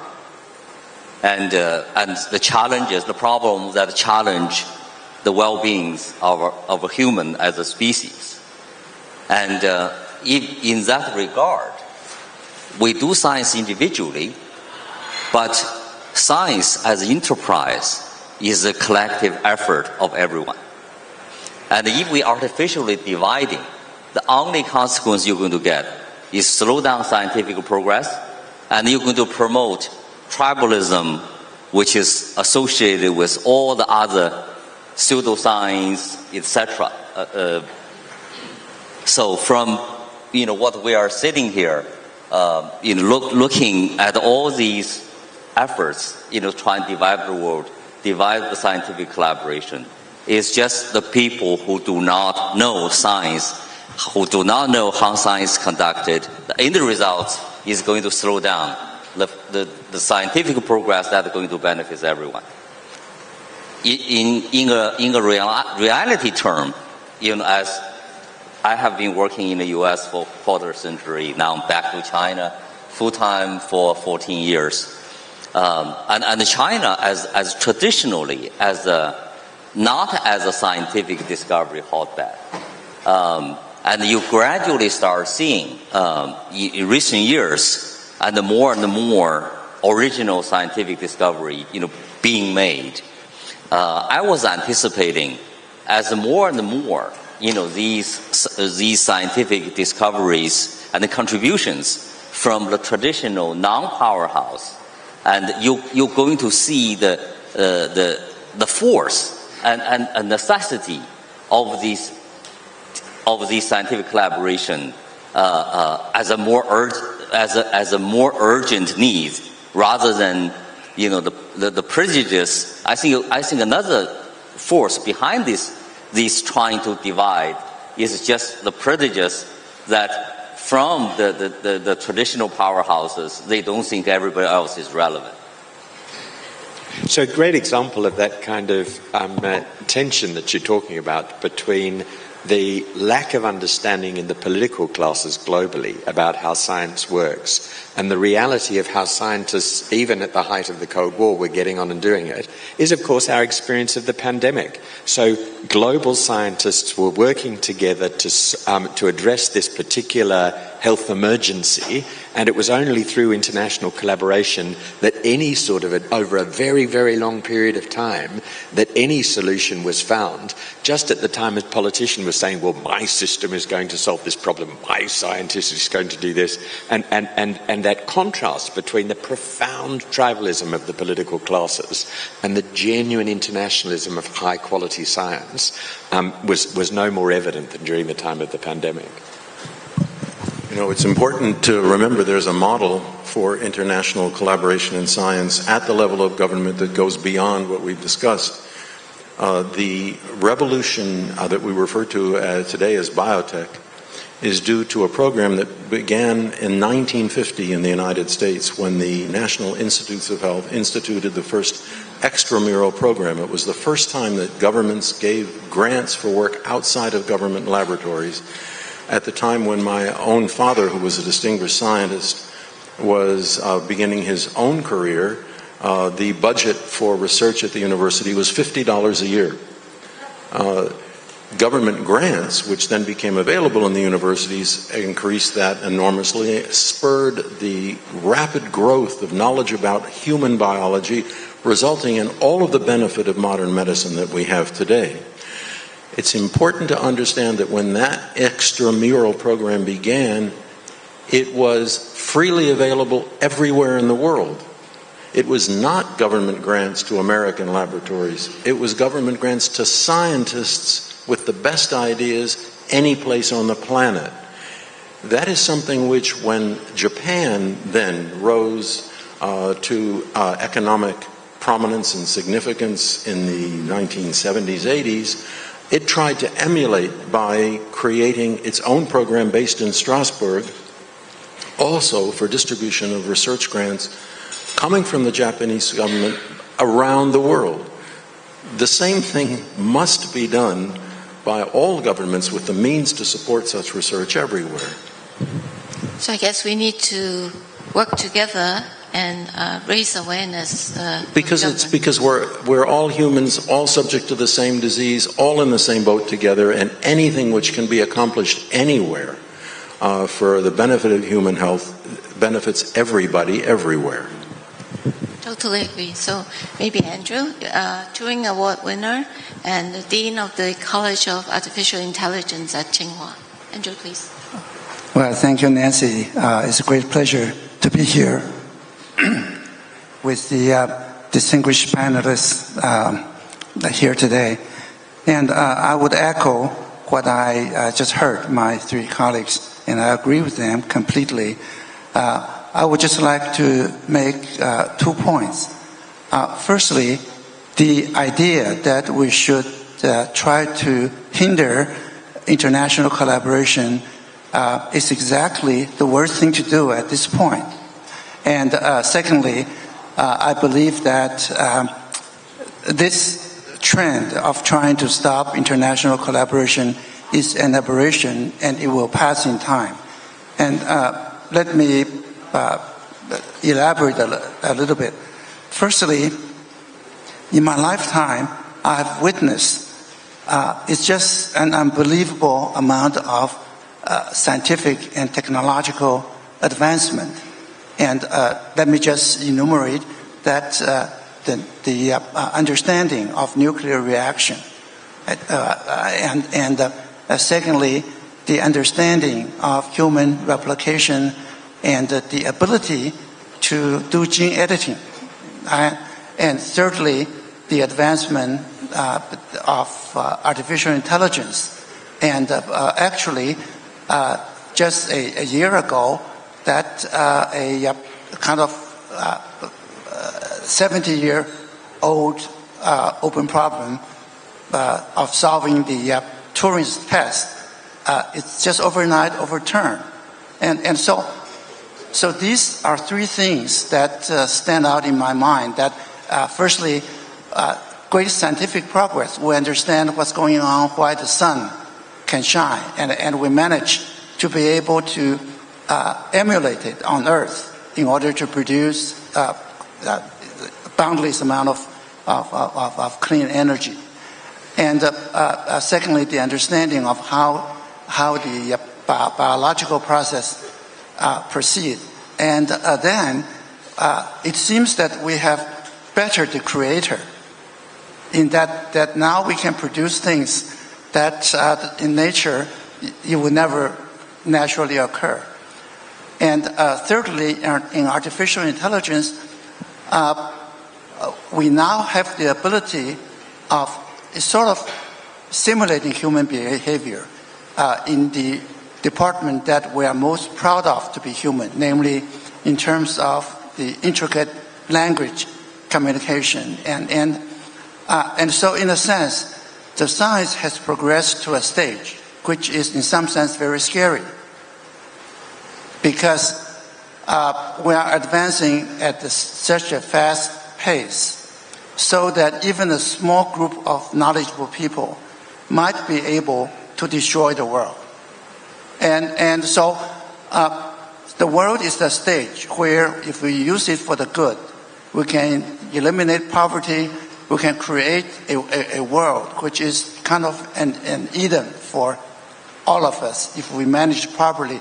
With the artificial intelligence, we can create a lot of robots to do dirty work, and so that we can all enjoy life and spending time at a resort like this. and so if we manage to distribute the wealth properly. So the thing we need to do is for the world to come together to see how we can make it happen. And not only for the good, but also to prevent the bad. And to prevent the bad, it means that we have to solve the problems scientifically, and also to be able to implement things globally. So this means that we should, in nuclear, in gene manipulation, in artificial intelligence applications, the world should let the scientists collaborate and work together to figure out a way so that the bad actors will never be able to destroy the world. So that's my first point, that exactly it's the wrong thing to do to stop international collaboration. And my second point is that I think this is just an aberration. I think that perhaps many people do not believe it, but I think that the reason that there are some governments that would like to hinder the free flow of information is because they think they are getting the short end of the deal, because they think that there are only some parts of the world they have the institution and the knowledge base and to be able to do truly creative thinking. They think that the rest of the world is having a free ride, because it is true that sometimes if you are the second to be on the scene, you get the experience free from the earlier ones. And I think that people think that we shouldn't allow that to happen, and we should try to keep the advantage of the breakthrough all to some part of the world. But I think this will not succeed. In China, I think that I can see in my 20 years in China that institutions that are fairly similar to Western institutions, such as built by Professor Wang, and also the institution I built myself. I think that essentially it is true that you have to build institutions that have a certain type of mode operation to allow young people to succeed based on their own merits, instead of having a certain hierarchy so that the original people, the people with original ideas, don't get the credit. But I think that gradually examples like our institutions are beginning to appear. And I can see that the young people working in my institute, at least, when that I keep track of them, because we have a very flat organization, and I'm keeping track of what they are doing. And the feeling I get is that gradually, and especially in the last 4 or 5 years, that the experience I had having conversation with them is no different from what I had from my 36 years in the United States, working at MIT, Stanford, and so on. And so it's just a matter of time before they're going to do groundbreaking results that are really, really amazing. And I believe that as soon as those kind of things starting to happen, once or twice, I think that the whole world will recognize actually knowledge is not the privilege just of a certain part of the world by accident. It really, the development of technology makes it possible for scientific knowledge and new institutions to appear, not just in China, but I believe it will be soon in many parts of the world. When that happens, people will realize that we are all equal.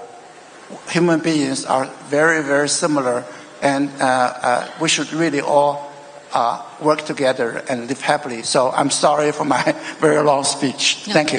Thank you, Andrew. So thank you all for your very valuable insight. So maybe now I just ask each of you some specific questions. So Roger.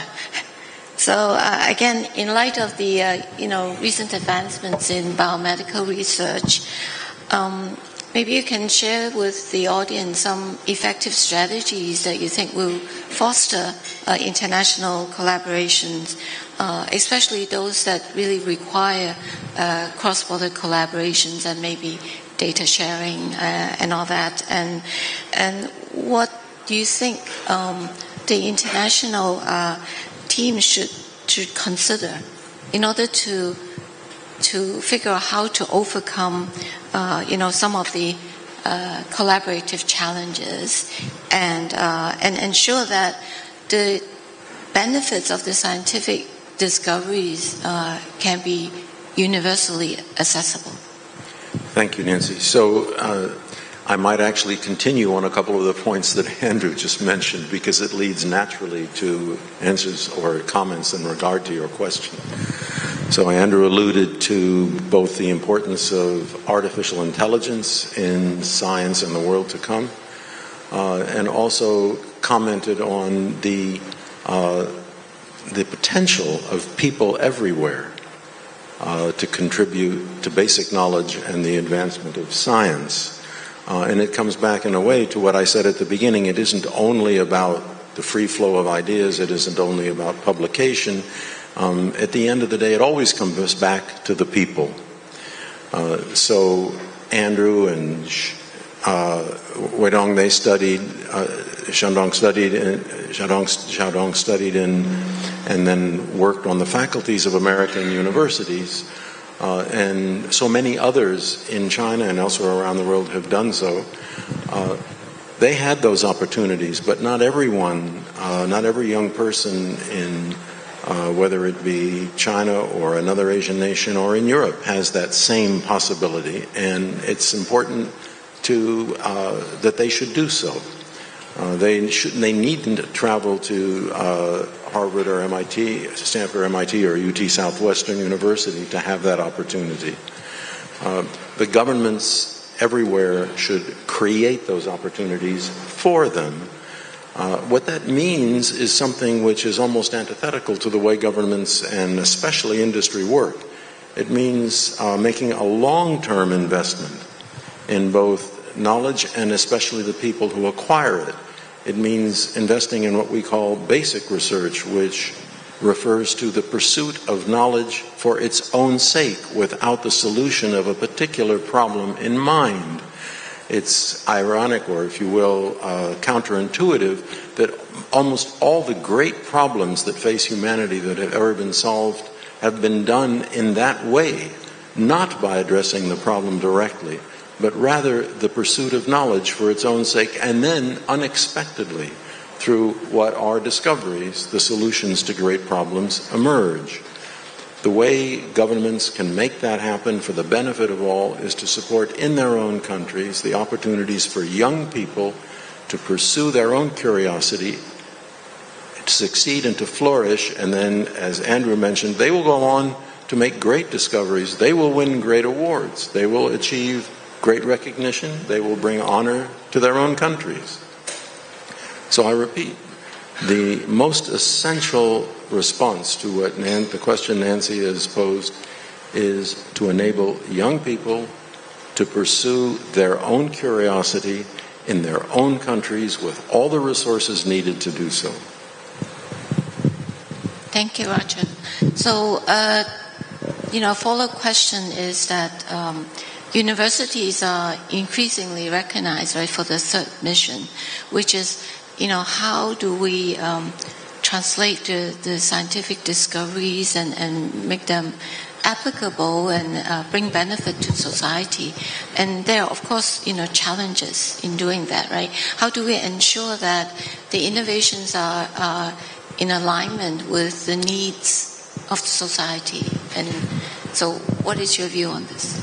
So on the one hand, universities should throw up no barriers to the eventual translation of what they discover into what are properly the role of industry in creating new technologies that exploit those discoveries.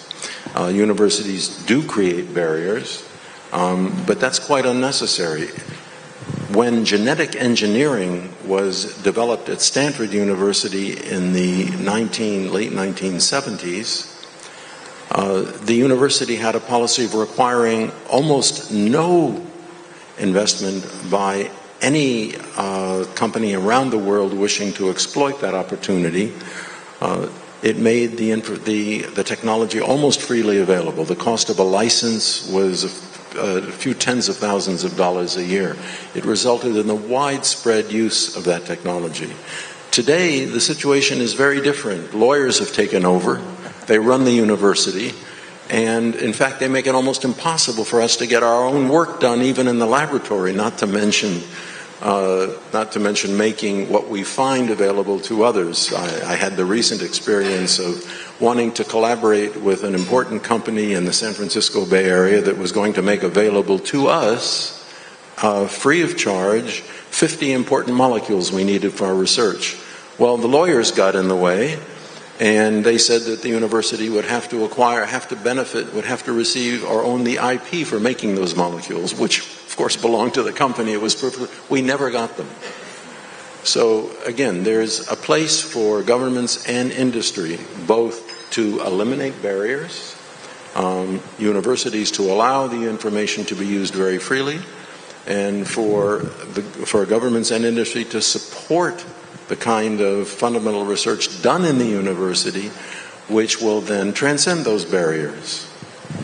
Thank you, Roger. Is it different in China? Xiaodong, you want to comment on that? Well, this is the problem everywhere, and I think in China as well. And you often heard the buzzwords for research is organized research. All the big grants is giving to the organized research, with particular benefits. 中文叫4个面向啊，这个是国策，就是 targeting specific needs. Again, I have to say, maybe politically incorrectly, the people propose that don't know how the science is done. And they don't know how the basic science is done. They don't know how the industrial science is done. For the basic science, what we are trying to do is to find out the basic principle that unknown to all of us. That may never be useful, but it could be potentially useful down the road. How long? Nobody knows. But you look at the history, many of these things we never saw this useful. Maybe quantum mechanics initially, relativity. When double helix came out, who saw this going to be useful? But 50 years later, it's become multi-billion-dollar industry for biotech. So you never know. But if you, just like Roger said, if you trying to solve a particular problem that is completely unsolvable because the underlying scientific principle is unknown, you're just going to waste your money and waste your efforts. Nothing going to get achieved. But for the industry, what the industry is doing is always product oriented. So they have to they want to create a product, and they want to use science technology to create that product in a particular time frame. If we want to do this, then all the scientific principle, the exploratory part of the scientific principle has to be known. Otherwise, they would not be able to get things done in a time frame. So they always get mixed up. And for our academics, we are terrible at doing the organized research. Because our mentality is not create. Our best scientists have a free mind. They wander into the la-la land. And that will never be useful, but also could solve the humanity crisis 50 years down the road. Yeah. So it's a question of balance, isn't it? I mean, it's a question of balance both in relation to the issues in the funding of research, but also to issues in the exploitation of research in relation to intellectual property. So in the funding of research, it's not unreasonable for taxpayers to expect the research of universities in general to be addressed to the sorts of challenges that governments see as facing us. And therefore having a balance between funding for genuinely curiosity-driven research that is going to have benefits decades down the road, and funding that is more directed to particular, more immediate or pressing problems. At a high level, that makes sense, so long as the balance is right and enough funding is left for that fundamental curiosity-driven research. The same thing is true in relation to intellectual property. And being an intellectual property lawyer who runs a university, I won't take your comments too personally, Roger, but there is there was a moment in the history of university policy that was particularly unfortunate. It was a moment in American legislative history, and it was that moment when the Bayh-Dole Act came into force. And basically the notion was universities produce all of these great ideas have commercial value, and therefore the taxpayer should get some sort of benefit from the ideas that are produced. And universities should really try and capture the value of the intellectual property they produce. But of course, we all know the outcome of that. It was a total legislative nightmare.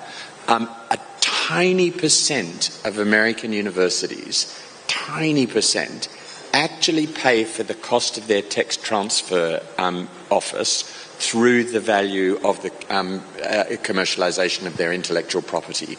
So as an income stream, the intellectual property of universities is not nearly the goose that lay the golden eggs that the authors of the Bayh-Dole Act thought it should be. On the other hand, it is really important that universities are savvy about intellectual property because it's crucial to the dissemination of their research. Some findings are only useful to companies if there is the sort of exclusivity that allows them to exploit and to make the sorts of investments that will lead to the translation of that research. So the question is, again, one of balance. And what's the mindset of those university administrators? If the mindset of the university is that intellectual property is a tool for the dissemination of research, just the same way as publication or conference presentations or whatever it might be is a tool for the dissemination of research, and internal intellectual property policies are directed towards that, towards facilitating the kinds of transactions that might enable the exploitation of research, to making it easier to get you those molecules, to having tools for making it easy for young researchers on non-onerous terms to disseminate their findings relatively freely, then intellectual property can actually help in the dissemination of the work of the university. It's only when the mindset becomes the same one that we were talking about before that nation states sometimes have, much more appropriative, much more, I think the word you used was tribal, that we get a problem. And so it's that balance between funding that is curiosity-driven and funding that it's directed to a particular purpose, taking intellectual property and engagement with the private sector seriously, but also not being excessively greedy in relation to intellectual property. It's balance in all of these things that I think advances international collaboration. So if I could just make a couple of brief remarks. First of all, in respect to what Wei Dong mentioned, it's important to know that all of science is eventually applied. It's only a matter of time, sometimes a long time. Or someone once said, there are only two kinds of science, applied science and not yet applied science. And that is very true, and we all know it to be the case. So one shouldn't worry whether the science will be applied, or whether the discoveries that are made will eventually be applied, because they are all useful. No knowledge is wasted. What we lack is sufficient knowledge. In response to what Michael just said, it's interesting to remember the example of the AT&T Bell Labs, one of the greatest institutions in the history of the world for development of technology. At those labs, just about everything that we know of today that relates to technology was invented. They discovered everything. Everything from what is the basis of cell phone communication to satellite communication to computers to on. There's nothing that wasn't invented at Bell Labs, and they patented nothing. They made it all freely available to the world. AT&T did not harvest a single profit from any of those findings. Was that a bad thing? No, it wasn't, but it also wasn't sustainable. It's why they don't exist anymore. That's I think, but the important thing is that they don't exist anymore, and it's a good thing. So it's not sustainable. So I think that the point here is not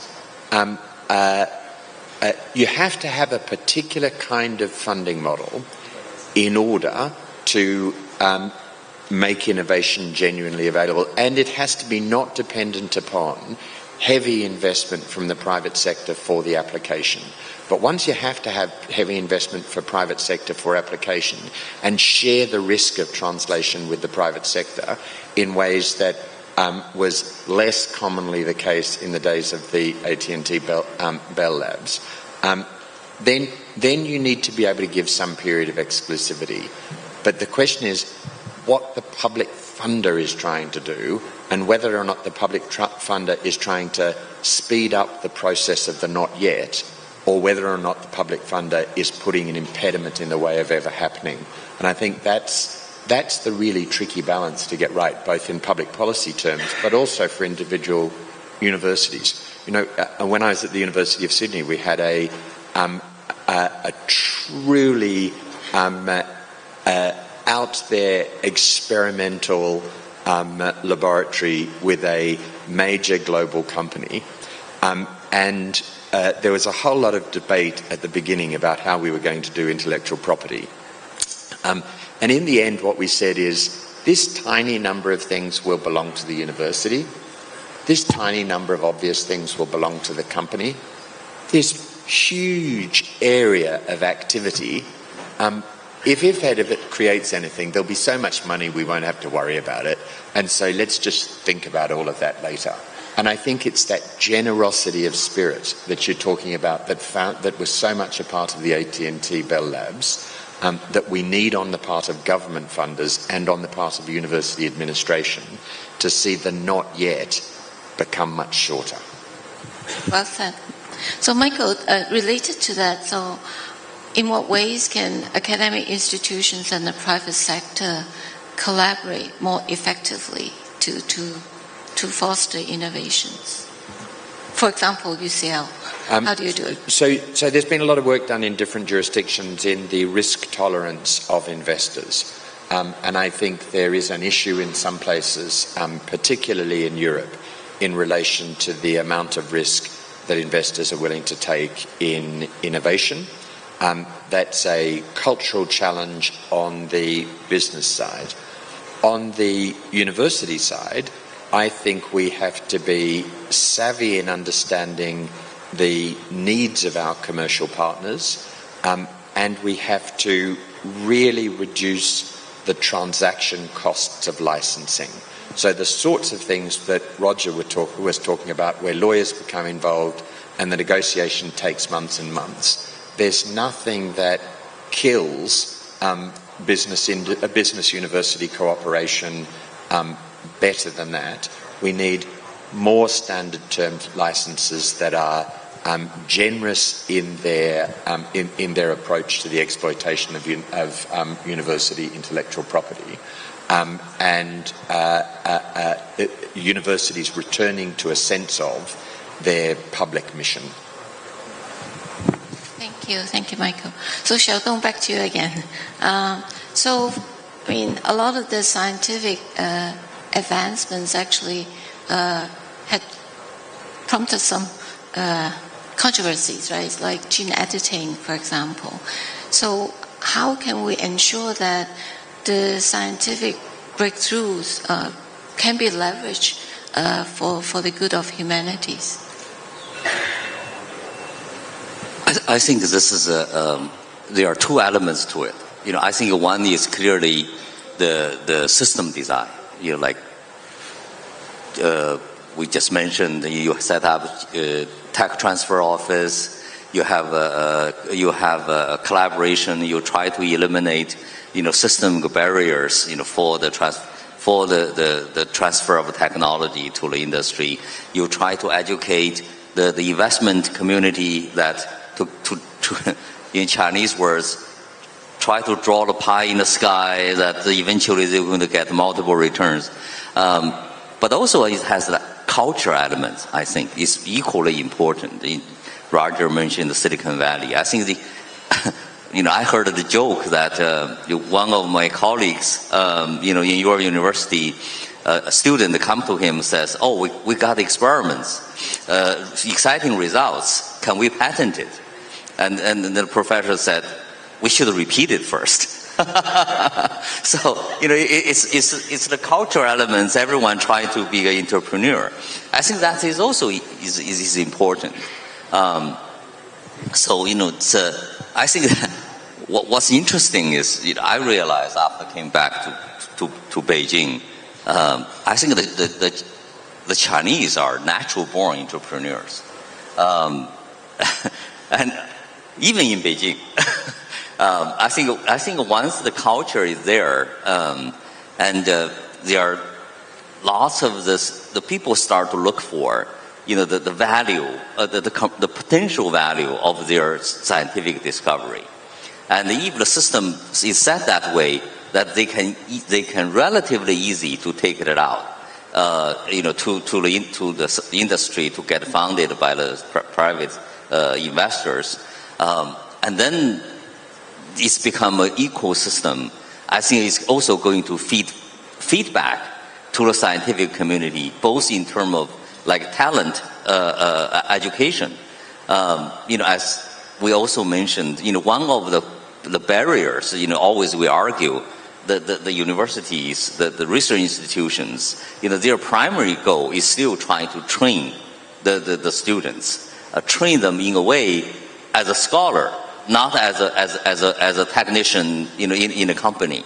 So, in that way, you try to, which is conflict from if your lab is trying to work on a particular problem, posed by a company, you may not be able to train your student properly, and it's not for his or her best interest. So I think this is the biggest, barrier. But on the flip side, if you have an industry flourishing in your neighborhood, all the students that is trained is going to have at least in that regard has a future if they choose to go to the industry. So I think there is no right answer, but for the leadership, scientific leadership, and the community leadership, and if they want high-tech industry to happen in their neighborhood, they should have worked for both the system-wise to make make it easy, to set up companies, for the university professor to tech transfers, but also the culture-wise, to make, because of our academic, we have this guilt deep down, like our salary is come from taxpayers. We are responsible to train our students to inherit, right? To inherit, our scientific heritage. And if we are too much leaning towards our not job description, which is vague to begin with, not called for, we have this guilty conscience, whether we should do it, whether we did it right or not. And I think with the right culture, I think a Stanford professor may have feel much less guilty, going to the other, to work to the other side, maybe than other universities like Tsinghua.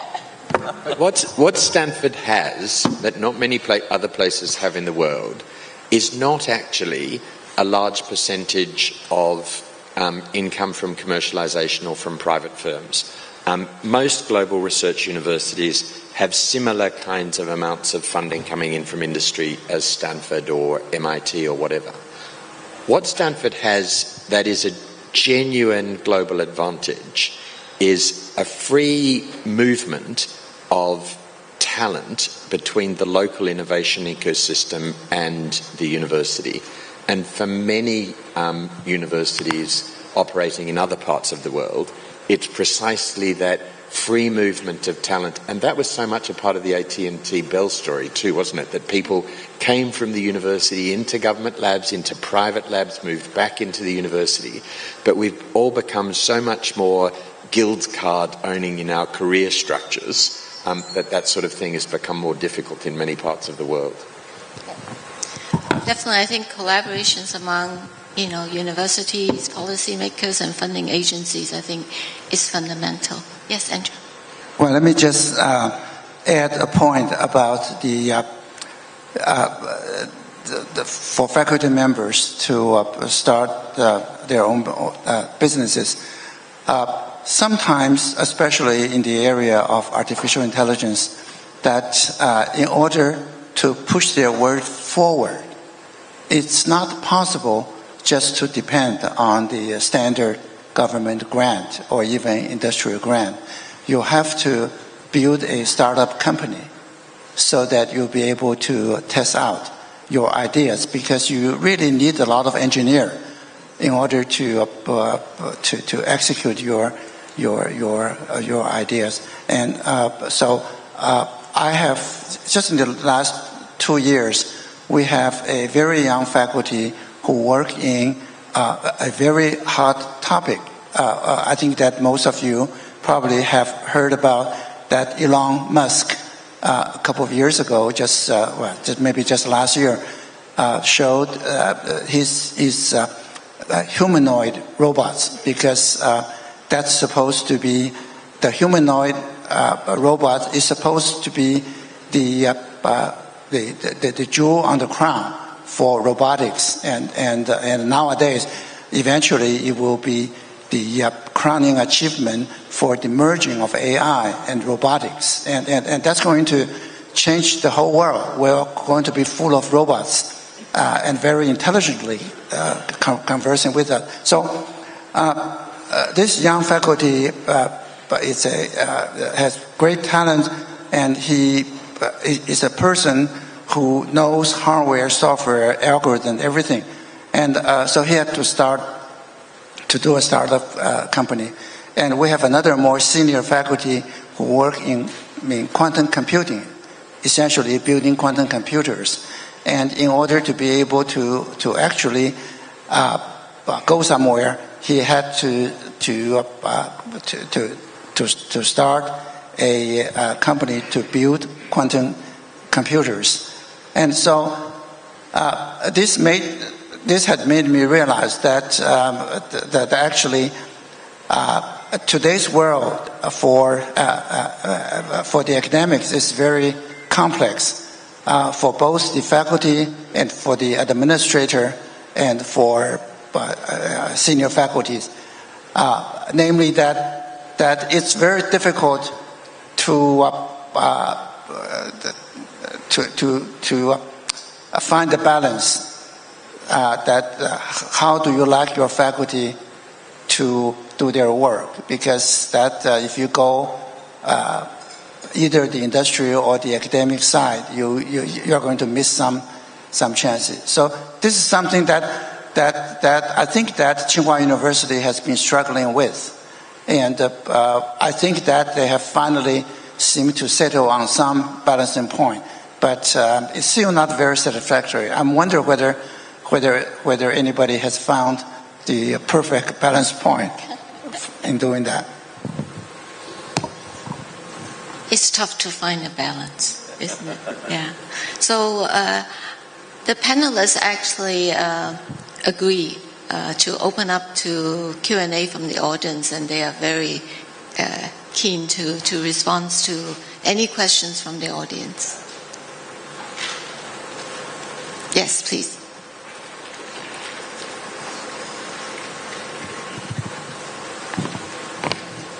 Yeah, I'm David Fong. I have a question. Today we talk about the need for cooperation globally for science and for human mankind. This is great and ideal, but the way I see reading the news, the world seems to be more divided every single day, with a lot of elections in many different countries, and in November we have the U.S. elections, and the world is a lot more divided in terms of beliefs in political systems, in digital divide, AI divide, and a lot. And it comes to, I recall Roger mentioned that during the Cold War there was collaboration between U.S. and Russia. But I think time has changed. Is this going to be more difficult, or do we need a big crisis until we reunite? That we go to for the benefit of mankind, we need to deal with serious problem big enough that we put down our differences in ideology and whatnot. And I think politically and in terms of geopolitics, there's really no higher governing body governing the country's behavior, because of hegemony or because of the lack of trust that in a multipolar world, resources will be taken up by bigger countries in terms of scientific talents and natural resource and the like. So, going forward, I'd like to hear what your thinking is going forward, or perhaps scientists should form lobbying groups in different countries to lobby the respective countries to go the way it should be, or great scientists run for offices such that they can change the way how a country sees scientific development. Thank you. So, David, let me respond to your comments very briefly. Taking the last remark you made first, it would be wonderful if there were more scientists in government. There are only two that I can think of immediately. There was Angela Merkel, who was, of course, a chemist, and then there is a single PhD scientist in the entire American Congress of several hundred people. Clearly something is wrong there if these are the people who are supposed to legislate with regard to all of the concerns that have been discussed here today. Beyond that, however, you commented about the remark I made at the beginning, and as another example, there is no geopolitical problem more acute than the one that I'm familiar with, the war in the Middle East, where Iran is bent on the destruction of Israel. But it may surprise you to know that Israeli and Iranian physicists meet every year on an island in the Mediterranean to discuss string theory. So scientists will find a way, because scientists are only interested in truth, and they don't care where it's found, where it comes from. It doesn't have a nationality, it doesn't have a name on it. Scientists will find a way. It is true, however, as you say, governments will try and make it more difficult. And that has happened already today in regard to the geopolitical problem between the United States and China. It will never prevent American and Chinese scientists from communicating, from sharing thoughts and ideas, and from a friendly, collegial collaboration. But governments will make it more difficult. They have done in the past, they do so now, they will do so in the future. As you say, if we had more scientists in government, perhaps it would be different. But geopolitical fragmentation is only a large-scale example of a much more significant issue that I think universities across the world have failed adequately to address, and that is a fragmentation of discourse, and a fragmentation of discourse into things that you can put on a TikTok post or on a Twitter feed. And we've been addressing that at UCL through working much more consciously with our staff and students around what we call the epistemic virtue. What does it mean to disagree well, to disagree passionately and in ways that express genuine conviction, but nevertheless are open to listening to other people, are looking for argument, for the points at which there is genuine disagreement rather than apparent disagreement, choosing language commensurate with increasing understanding, all those sets of traditional virtues around dialogue that much in the current technological context have eroded, and that quite frankly universities' focus in the last 50 years on technical education and away from much more general moral and personal development in young people have left eroded. And what we have found, rather encouragingly, is an enormous public appetite for engaging in this conversation. So we've been doing specific training with staff and with students, what does it mean to recruit for genuine pluralism in your department? How do you avoid the nauseating process of narcissistic self-reproduction, which is most academic hiring? How do you, what's the role of the teacher in the classroom? Should the student ever know what she believes, or should the student be empowered to make up her own mind?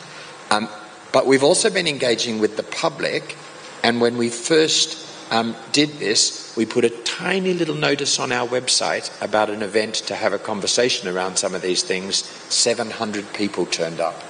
So I think there is a desire in the public to begin building bridges, to begin the conversation again, and the sort of scientific collaboration that Roger has talked about so powerfully, I think offers hope that might happen. Thank you. I'm afraid we need to conclude this panel. So I want to thank my distinguished panelists for their invaluable insights, and I do hope that the ideas that we raised today will continue to resonate and continue to inspire dialogues, collaborations, and actions. So thank you all again for attending this session, and please join me to give a round of applause to our panelists. Thank you very much. Will all the panelists please remain on stage, and Mrs. Regina Yip and Professor Yang Jiemian, please go on stage for a group photo. Science and technologies have always been the driving force that propels human society forward, and we hope to continue the global collaboration to continue to make progress for mankind.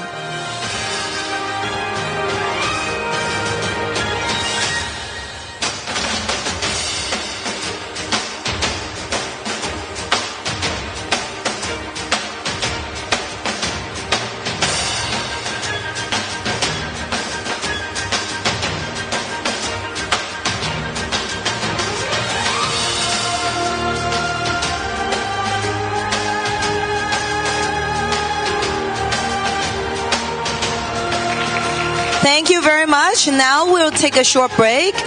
Please take all your personal belongings with you as the hotel staff will reset the table for lunch. So we'll come back here by around 12:15. Thank you.